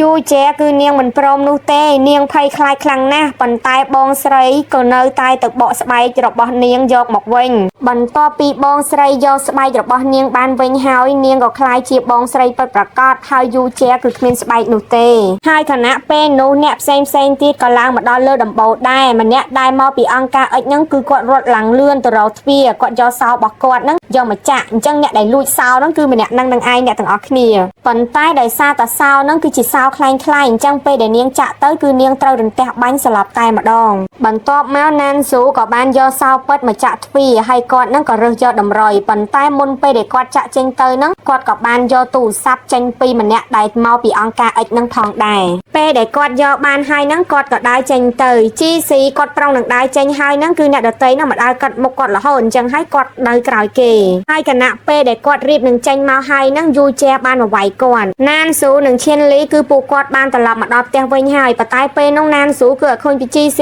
ទេអញ្ចឹងគាត់ក៏បារម្ភតែម្ដង GC គឺគាត់អត់ទាន់បានឆ្លងទ្វារទេអ្នកទាំងអស់គ្នាហើយឥឡូវហ្នឹងគាត់កំពុងតែត្រូវរបួសទៀតបងស្រីក៏បានព្យាយាមជួយ GC របស់យើងឲ្យចាក់ចាញ់អ្នកទាំងអស់គ្នាក៏ត្រូវយូជានឹងទាញទម្លាក់ពីលើដំបូលនោះតែម្ដងហើយនាងនិយាយថាបើខ្ញុំមិនបានអាហួយបងគ្មានសិទ្ធបានអាហួយដូចគ្នាបន្ទាប់មក GC របស់យើងក៏បានត្រឡប់មកដល់ផ្ទះវិញប៉ុន្តែគ្រាន់តែគាត់មកដល់ភ្លាមគឺគាត់បានដួលសន្លប់ភ្លាមតែម្ដងប៉ុន្តែត្រូវបានឈៀនលីនិងណានស៊ូរបស់យើងជួយគ្រាគាត់ទាន់ហើយណានស៊ូក៏ស្រែកហៅចិនហ្វៃទាំងសម្លេងខ្លាំងព្រោះអីចិនហ្វៃជាគ្រូពេទ្យអ្នកទាំងអស់គ្នាបន្ទាប់មកសាច់រឿងក៏កាន់មកដល់នៅពេលដែល GC នឹងកំពុងតែគេងនៅក្នុងបន្ទប់របស់គាត់ដោយមានណានស៊ូនឹងកំពុងតែអង្គុយមើលគាត់គេងផងដែរហើយគ្រាន់តែ GC យើងភ្ញាក់ភ្លាមហ្នឹងណានស៊ូនឹងក៏បានសួរសុខទុក្ខ GC ថាមកយ៉ាយមានអត់ស្រួលនៅកន្លែងណាទៀតអននិយាយពីថាបារម្ភពីអូនគេសាហាវបន្ទាប់មកហ្នឹងគាត់ក៏បានយកសភៅកំណត់ហេតុមកបង្ហាញ GC របស់យើងដោយសភៅកំណត់ហេតុហ្នឹង GC នឹងបានយកវាចេញពីទ្វារដែលគាត់ទៅតែចេញនឹងឯងជាធម្មតារបស់ដែលនៅក្នុងទ្វារគឺអាចយកចេញទៅក្រៅទ្វារបានទេប៉ុន្តែបើសិនជារបស់ហ្នឹងអាចយកចេញពីក្នុងទ្វារបានមានន័យថារបស់ហ្នឹងគឺវាពិសេសហើយនឹងមានសារៈប្រយោជន៍ខ្លាំងមែនទែនចំពោះអ្នកដែលទទួលបានអញ្ចឹងយើងចាំមើលតទៅមុខទៀតថាតើសភៅកំណត់ហេតុមួយហ្នឹងវានឹងផ្ដល់សារៈប្រយោជន៍អ្វីខ្លះទៅដល់ GC របស់យើងហើយណានស៊ូក៏បានយកទូរស័ព្ទដែលគាត់យកពីម្នាក់ស្រីនៅក្នុងអង្គការ X មកបង្ហាញ GC ផងដែរ GC នៅពេលដែលគាត់យកទូរស័ព្ទហ្នឹងមកមើលគាត់អោសទៅសិតតែរូបដែលពួកគាត់ហ្នឹងនៅក្នុងទ្វារនៅពេលដែលម្នាក់ស្រីហ្នឹងថតហើយណានស៊ូហ្នឹងក៏បានប្រាប់ឲ្យ GC ហ្នឹងអោសរូបភាពហ្នឹងតទៅរហូតក៏អោសទៅដល់រូបភាពមួយសន្លឹកហ្នឹងដែលឃើញរូបភាពសុងគីហើយនឹងខខដែលបន្ទាប់ពីឃើញរូបភាពហ្នឹងហើយហ្នឹងធ្វើឲ្យពួកគាត់ទាំងពីរអ្នកហ្នឹងសន្និដ្ឋានបានថាសុងគីខខហើយនឹងម្នាក់ស្រីហ្នឹងគឺនៅក្នុងអង្គការជាមួយគ្នានឹងឯងបន្ទាប់មកណានស៊ូក៏បាននិយាយអំពីកិច្ចការនិងគម្រោងមួយចំនួនជាមួយនឹង GC របស់យើងបន្ទាប់ពីគាត់និយាយចប់ហើយហ្នឹងគាត់ក៏ចាក់ចេញទៅគណៈពេលដែលគាត់ចាក់ចេញទៅហ្នឹងគឺចាំពេលដែលឈៀនលីហ្នឹងចូលមកដល់ល្មមហើយពេលដែលឈៀនលីមកដល់ភ្លាមអ្នកទាំងអស់គ្នាហើយគឺគេអត់មាននិយាយអីទេគឺគេនាំ GC របស់យើងហ្នឹងស៊ីត្រាវតែម្ដងគឺគាត់ហ្នឹងបានប្រាប់ GC ថានៅក្នុង Obsidian ហ្នឹងគឺមានម្នាក់ថ្មីហ្នឹងចូលមកទៀតហើយនិយាយមកអ្នកទាំងអស់គ្នា admin ហ្នឹងចូលចេះតែចាត់ទុកពីអ្នកហ្នឹងម្នាក់ជាម៉ាក់ហើយម្នាក់ជាកូនទេបកមកកាន់ក្រុមអង្គការ X វិញដោយសារតែភ្នាក់ងារនៅក្នុងអង្គការ X ហ្នឹងគឺតែងតែធ្វើការបរាជ័យរហូតបរាជ័យជាច្រើនដងមកហើយនៅក្នុងការចូលទ្វារគឺពួកគាត់ហ្នឹងតែងតែចាញ់ក្រោមស្នាដៃណានស៊ូនិង GC របស់យើងរហូតគឺអត់ដែលទទួលបានតម្រុយទៅទ្វារបន្ទាប់ទេអញ្ចឹងហើយពួកគាត់គិតថាពួកគាត់ហ្នឹងគឺមិនមែនជាដៃគូប្រជែងរបស់ណានស៊ូនិង GC របស់យើងទេអញ្ចឹងហើយក្រុមអង្គការ X ហ្នឹងក៏បានរៀបចំផែនការថ្មីគឺលែងប្រឆាំងជាមួយនឹង GC និងណានស៊ូរបស់យើងហើយប៉ុន្តែបដូរទៅជាបបួលណានស៊ូនិង GC ហ្នឹងមកសហការជាមួយនឹងក្រុមអង្គការ X ហ្នឹងវិញអញ្ចឹងយើងចាំមើលថាតើក្រុមអង្គការ X ហ្នឹងអាចសហការជាមួយនឹងអង្គការ Obsidian បានដែរឬអត់បើមួយល្អហើយមួយនឹងអាក្រក់ច្បាស់ជាដាក់ទៅអត់ចូលគ្នាទេត្រូវអត់អ្នកទាំងអស់គ្ន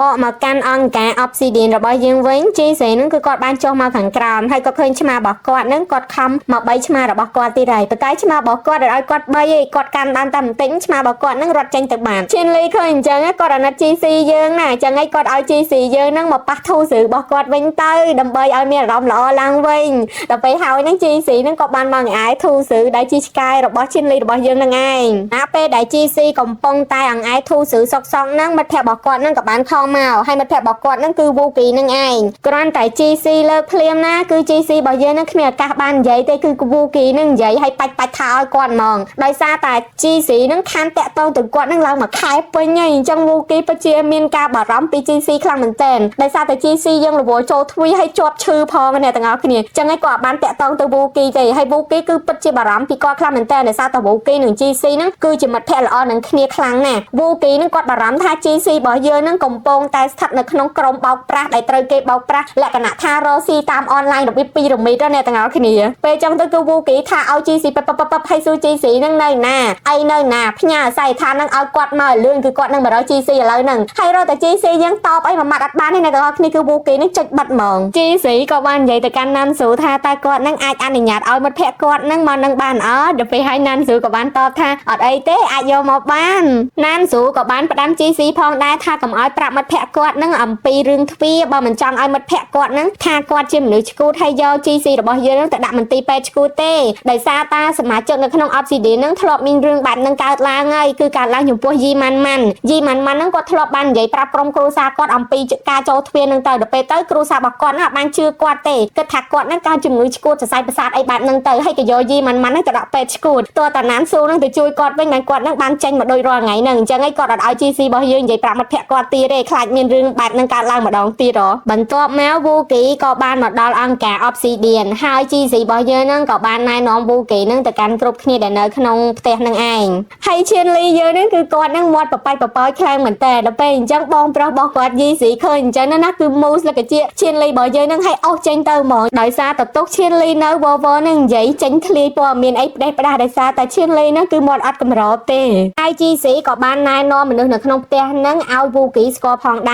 រហើយគណៈពេលនោះណានស៊ូក៏បានមកដល់ដោយគាត់នឹងទើបតែចេញពីទ្វារដោយមានមនុស្សស្រីម្នាក់នឹងមកជាមួយគាត់ផងដែរម្នាក់ស្រីនឹងមានឈ្មោះថាសាងរូជាគឺជាអ្នកថ្មីដែលណានស៊ូនឹងទៅតែនាំចូលមកក្នុងអង្គការ Obsidian នឹងឯងណានស៊ូក៏បានឲ្យឈិនហ្វៃនឹងយកសាងរូជានឹងទៅណែនាំនិងផ្ដល់ព័ត៌មានខ្លះៗអំពីទ្វារដល់នាងហើយណានស៊ូក៏បានធ្វើការស្វាគមន៍ទៅកាន់ Wookie ដែលគាត់នឹងបានណែនាំខ្លួនថាគាត់នឹងគឺឈ្មោះរូណានស៊ូជាមិត្តភក្តិរបស់ GC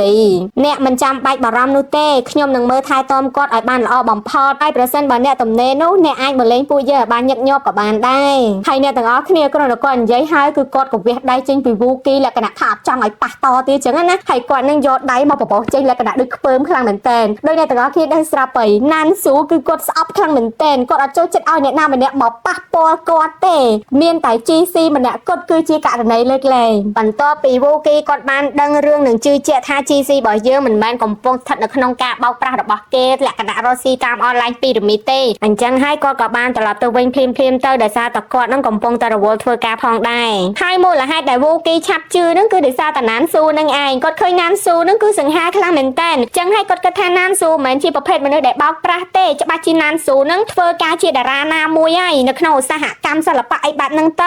ពេលនេះទើបអត់មានដឹងថាការដែលមានរូបរាងសង្ហាពិតជាមានសារៈសំខាន់ខ្លាំងមែនតើឈិនលីក៏កំពុងតែឈរពីជាន់ខាងលើមកមើលសងរួយជែឈិនហ្វៃហើយនឹងយីម៉ាន់ម៉ាន់នឹងកំពុងពិភាក្សាគ្នានឹងនិយាយអំពីរឿងទ្វារគណៈពេលនោះ GC របស់យើងក៏បានមកដល់ហើយសួរថាតើឈិនលីរបស់យើងនឹងកំពុងធ្វើអីឈិនលីក៏បានឆ្លើយថាខ្ញុំពិតជាមិនចូលចិត្តម្នាក់ស្រីនឹងតតែសោះ GC លើអញ្ចឹងគាត់ក៏តបថាថៃបានមិនចូលចិត្តគេដល់ពេលហើយឈិនលីនឹងគាត់ក៏បានតបថាតើបងមិនចាប់អារម្មណ៍ទេអីបន្ទាប់ពីនាងបានចូលនៅក្នុង Obsidian បងប្រុសរួណាជួយតែនាងម្នាក់គាត់ដើម្បីឆ្លងកាត់ទ្វាររហូតគាត់បានយកនាងចូលទៅក្នុងទ្វារជាមួយគាត់ដល់ទៅ3ទៅ4ដងឯណោះក្នុងមួយអាទិត្យណោះហើយគាត់គឺឈប់ខ្វល់ពីពួកយើងអស់រលីងអារបៀបថាគេខឹងគេប្រច័ណ្ឌជំនួសម៉ាក់មកគេអញ្ចឹងណា GC គឺគាត់អត់មានខឹងអត់មានគិតអីច្រើនទេគាត់គិតថាប្រហែលជាណានស៊ូនឹងកំពុងតែហ្វឹកហាត់អ្នកថ្មីដើម្បីឲ្យម្នាក់នឹងមានបទពិសោធន៍ច្រើនល្អអីបែបហ្នឹងបន្ទាប់មកសាច់រឿងក៏កាន់មកដល់ព្រឹកថ្ងៃថ្មីសង្រួយចែនឹងគាត់បានចូលមកអង្គុយតុដែលមាន GC និងឈិនលីរបស់យើងនឹងកំពុងតែញ៉ាំអាហារពេលព្រឹកហើយនាងនឹងបាននិយាយពាក្យថាកូនមុននេងទៅកាន់ GC របស់យើ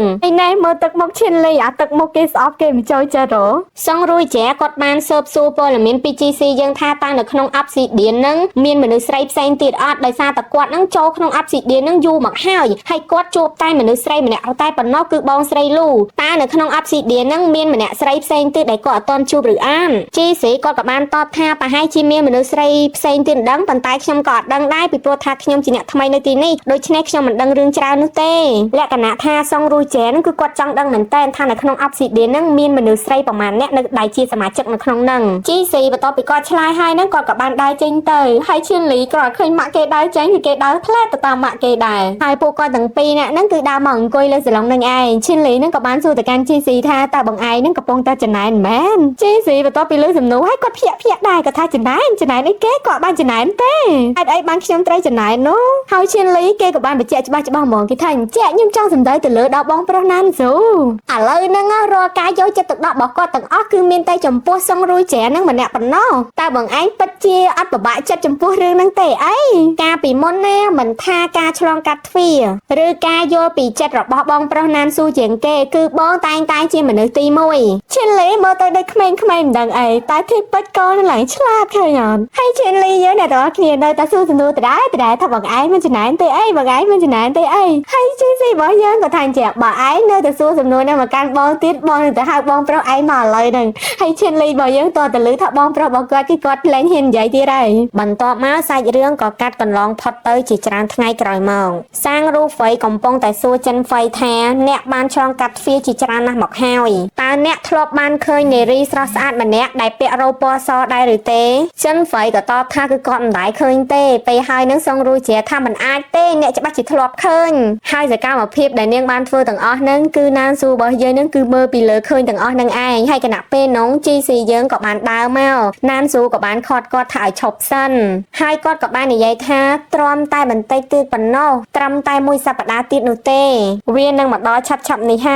យជីស៊ីយើងបន្ទាប់ពីលើអញ្ចឹងគឺគាត់ឡើងឆ្ងល់គាត់ថាចាមួយសប្តាហ៍ទៀតមានអីកាត់ឡើងមែនលក្ខណៈថាគឺគាត់អត់យល់ពីអត្ថន័យដែលណានស៊ូចង់សម្ដៅដល់ទេគឺគាត់អត់យល់ថាតើណានស៊ូនឹងចង់មានន័យថាម៉េចនោះទេហើយណានស៊ូអ្នកទាំងអស់គ្នាដល់ពេលគាត់លើអញ្ចឹងទៅគាត់ក៏បានយកដៃរបស់គាត់ហ្នឹងមកចុចអញ្ចឹងជីស៊ីរបស់យើងលក្ខណៈថាគឺគាត់ខ្លាញ់ជីស៊ីរបស់យើងអ្នកទាំងអស់គ្នាពេលអញ្ចឹងបានគាត់ធ្វើបែបហ្នឹងយើងធ្វើសកម្មភាពបែបហ្នឹងចំពោះអ្នកណាម្នាក់លុះត្រាតែម្នាក់ហ្នឹងយើងស្រឡាញ់ខ្លាំងហើយខ្លាញ់ខ្លាំងត្រូវអត់បានយើងធ្វើបែបហ្នឹងដាក់ admin សារកន្លែងហ្នឹងមើលឡើងពីរដង admin ពិតជាស្រឡាញ់សៀនកន្លែងហ្នឹងខ្លាំងមែនទែនបន្ទាប់មកគាត់ក៏ដើរចុះមកក្រោមហើយឲ្យខ្សែដៃទៅកាន់សងរួយចែគឺគាត់នឹងនាំសងរួយចែនឹងចូលទៅកាន់ទ្វារជាមួយគាត់ទៀតហើយបន្ទាប់មកសាច់រឿងក៏កាត់មកដល់ថ្ងៃថ្មីនៅឯមន្ទីរពេទ្យជីស៊ីគាត់បានសួរទៅកាន់ចិនហ្វៃថាហេតុអីបាននាំគាត់នឹងមកកាន់មន្ទីរពេទ្យចិនហ្វៃក៏បានថាមកមើលអ្នកជំងឺដល់ពេលហើយនឹងជីស៊ីក៏ថាហ៎តើណានស៊ូមានរបួសមែនចិនហ្វៃគាត់ក៏តបភ្លាមព្រោះគាត់យកចិត្តជីស៊ីរបស់យើងគាត់ថាកុំបារម្ភអីមិនមែនជាណានស៊ូទេតែគឺជាសងរួយចែទៅវិញទេដែលជាអ្នកជំងឺណោជីស៊ីក៏បាននិយាយថា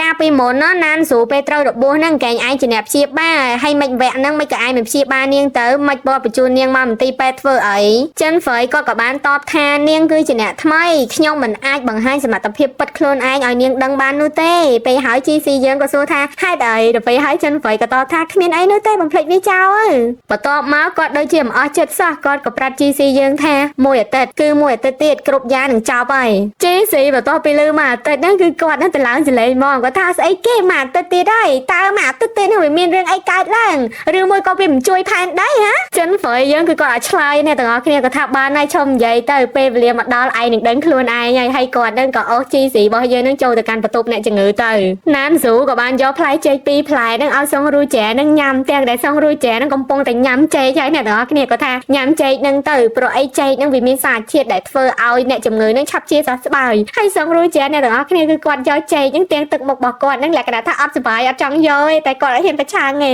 ហើយមិនតាន់អស់ទេអ្នកទាំងអស់គ្នាណានស៊ូនឹងក៏បានយកផ្លែប៉ោះមួយហ្នឹងទៅឲ្យសងរួយចែទៀតដែរគាត់ថាញ៉ាំផ្លែប៉ោះមួយផ្លែក្នុងមួយថ្ងៃអ្នកនឹងមិនជួបពេទ្យជារៀងរហូតលក្ខណៈថាគាត់បង្ខំសងរួយចែនឹងឲ្យញ៉ាំហ្មងហើយសងរួយចែនឹងចេះតែទទួលឲ្យងក់ក្បាលគ្នាហើយនៅពេលដែលសងរួយចែទទួលផ្លែប៉ោះមួយហើយនឹងណានស៊ូក៏បានហុចផ្លែប៉ោះមួយមកទៀតគាត់ថាញ៉ាំមួយទៀតបន្ថែមទៅហើយពេលហ្នឹងគឺសងរួយចែនឹងគឺនាងនឹងចាប់មែនតើហើយទឹកមុខហើយគណៈពេលនឹងជីស៊ីនឹងចិនហ្វៃនឹងក៏បានមកដល់ក្នុងបន្ទប់ហើយដែរហើយចិនហ្វៃនឹងក៏បានយកផ្លែឈើមកកត្រកធំនឹងទៅឲ្យសងរួយចែនឹងបន្ថែមទៀតហើយសងរួយចែបន្ទាប់ពីគាត់ស្ដាប់ចិនហ្វៃនិយាយហើយគឺគាត់ក្អួតចេញអាផ្លែចេកដែលគាត់កំពុងញ៉ាំនឹងហ្មងលក្ខណៈថាម្នាក់បខំឲ្យគាត់ញ៉ាំផ្លែឈើញ៉ាំអញ្ចឹងណាជីស៊ីគឺគាត់កំពុងតែឆ្ងល់អំពីទង្វើណានស៊ូនឹងចិនហ្វៃហ្មងថាពេលហ្នឹងធ្វើនឹងកំពុងតែធ្វើអីប៉ុន្តែគាត់អត់ហ៊ានមាត់ទេសងរួយចែគណៈពេលហ្នឹងអ្នកទាំងអស់គ្នាគឺគាត់ខឹងប៉ុន្តែគាត់នៅតែញ៉ាំចេកនឹងទាំងខឹងគឺគាត់អាចធ្វើអីបានទេចិនហ្វៃក៏បានបន្តនិយាយទៀតថាអ្នកគឺជាអ្នកថ្មីដែលរីចម្រើនលឿនខ្លាំងបំផុតដែលខ្ញុំមិនដែលធ្លាប់ជួបប៉ុន្តែទោះជាយ៉ាងនេះក៏ដោយរឿងគ្រប់យ៉ាងមិនអាចប្រើពេលមួយថ្ងៃដើម្បីទៅធ្វើវានោះទេប្រសិនបើអ្នកមិនអាចទ្រាំបានអ្នកគ្រាន់តែប្រាប់រូណានស៊ូទៅលក្ខណៈថាកន្លែងហ្នឹងចិនហ្វៃដូចជាកំពុងតែប្រកបអត្ថន័យម្យ៉ាងទៅកាន់សងរួយចែហ្នឹងទៅដោយសារតាសងរួយចែហ្នឹងតាំងពីចូលអបស៊ីឌៀនហ្នឹងមកគឺណានស៊ូរបស់យើងគឺយកម្នាក់ហ្នឹងចូលទៅកាន់ទ្វាររហូតហើយការដែលចូលទៅកាន់ទ្វាររហូតមិនមែនជារឿងល្អទេណាអ្នកទាំងអស់គ្នាគឺវាហត់ហើយនឹងគ្រោះថ្នាក់ហើយវាលំបាកខ្លាំងមែនទែនឥឡូវលំបាកដល់ថ្នាក់ខ្លួនធ្លាក់ខ្លួនចូលពេទ្យទៀតហើយសងរួយចែហ្នឹងក៏បានតបថាអត់បញ្ហានោះទេខ្ញុំនឹងធ្វើឲ្យបានល្អបំផុតនឹងចូលទ្វារជាមួយ មួយបងប្រុសណានស៊ូនឹងជាបន្តទៅទៀតហើយគណៈពេលនឹង GC យើងក៏បាននិយាយទៅកាន់សុងឬជាថាអ្នកច្បាស់ជាល្អហើយអ្នកច្បាស់ជាធ្វើល្អជាងខ្ញុំទៅទៀតអ្នកឆាប់ជាណាហើយត្រឡប់ទៅ Obsidian វិញខ្ញុំនឹងធ្វើអាហារដ៏ឈ្ងុយឆ្ងាញ់សម្រាប់អ្នកណានស៊ូយើងក៏លឺអញ្ចឹងភ្លាមក៏បន្តមកថាចុះខ្ញុំហ៎និយាយទៅគឺថាឲ្យអ្វីក៏ដោយពាក់ព័ន្ធនឹង GC គឺថាកំពូលចំណែនមកម្នាក់នឹងអត់ហើយនឹង GC ក៏តបថាគឺពួកយើងញ៉ាំទាំងអស់គ្នាទៅ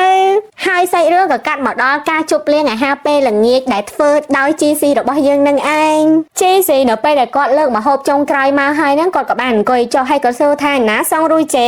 ខ្ញុំបានខិតខំធ្វើម្ហូបជាច្រើនដើម្បីទទួលនាងឥឡូវហ្នឹងតើនាងទៅណាហើយ GC ក៏បានឆ្លើយថាគឺនាងបានរត់បាត់ហើយកាលពីយប់មិញ GC បន្ទាប់ពីលើអញ្ចឹងគឺគាត់ភ្ញាក់ផ្អើលខ្លាំងមែនតើគាត់ថាម៉េចរត់បាត់ហើយតើឯងនិយាយហ្នឹងចង់បានន័យថាម៉េចហ្នឹងពេលហើយហ្នឹងចិនហ្វៃហ្នឹងក៏បានកាត់ថាដូចខ្ញុំនិយាយអញ្ចឹងគឺនាងហ្នឹងរត់បាត់ហើយគឺនាងមិនអាចទ្រាំទ្រជាមួយនឹងការស្គីបសង្កត់របស់រូណានស៊ូបានទេតាមពិតទៅអ្នកទាំងអស់គ្នាសងរួយចែហ្នឹងគឺមិនមែនជាអ្នកថ្មីអីទេតាមពិតនាងគឺជាអ្នកចូលទ្វារហើយនាងនៅក្នុងអង្គការក្តាន់សជាមួយនឹងមេងយូអ្នកទាំងអស់គ្នាហើយមេងយូហ្នឹងបានបញ្ជូននាងមកអង្គការ Obsidian នឹងឯងដើម្បីស៊ើបរកថាតើរួនប៉ៃជានឹងនៅណាគាត់ចង់ជួបរួនប៉ៃជាអ្នកទាំងអស់គ្នាអញ្ចឹងឯងគាត់បន្លំខ្លួនធ្វើជាកិញសម្ងាត់នៅក្នុង Obsidian នឹងទៅអញ្ចឹងឯងបានគាត់ព្យាយាមសួររកថានៅក្នុង Obsidian នឹងមានមនុស្សស្រីអត់អីអញ្ចឹងបន្ថែមអីទេក្រៅពីបងស្រីលូប៉ុន្តែចៃដន្យអីអ្នកទាំងអស់គ្នាគឺអ្នកនៅក្នុងនឹងគឺគេដឹងផែនការនឹងទាំងអស់ហ្នឹងហើយអ្នកមិនដឹងគឺមានតែ2អ្នកគត់គឺ GC ហើយនឹងម្នាក់ទៀតឈៀនលីនឹងឯង2អ្នកម៉ាក់កូនគេនឹងអត់មានដឹងរឿងអីទេក្រៅពីនឹងគេដឹងរឿងទាំងអស់ហើយម្នាក់ស្រីនឹងលែងទ្រាំទៀតអ្នកទាំងអស់គ្នាដោយសារតាំងពីគាត់ចូលមក Obsidian ហ្នឹងគឺវារយៈពេលយូរខ្លាំងមែនតើហើយគាត់អត់មានទទួលបានដំណឹងឬក៏ប្រយោជន៍អីសោះគឺបានត្រូវតែណានស៊ូរបស់យើងនឹងគៀបសង្កត់ប្រើប្រាស់គាត់ហើយនឹងប្រើគាត់ឲ្យចូលទ្វារជួយស្វែងរកកន្លឹះដោះស្រាយបញ្ហាផ្សេងៗក្នុងទ្វាររហូតគឺចូលអត់មានឲ្យគាត់សម្រាប់ទេរហូតដល់ខ្លួននឹងត្រូវមានរបួសឈឺដេកពេទ្យទៀតអញ្ចឹងអត់មានអ្នកណានៅទ្រាំទៀតទេអ្នកទាំងអស់គ្នាលក្ខណៈថានៅធ្វើអីទៀតនៅឈឺខ្លួនហើយអត់មានបានដំណឹងអត់មានបានប្រយោជន៍អីផងនឹងមិនរត់ទៅវិញ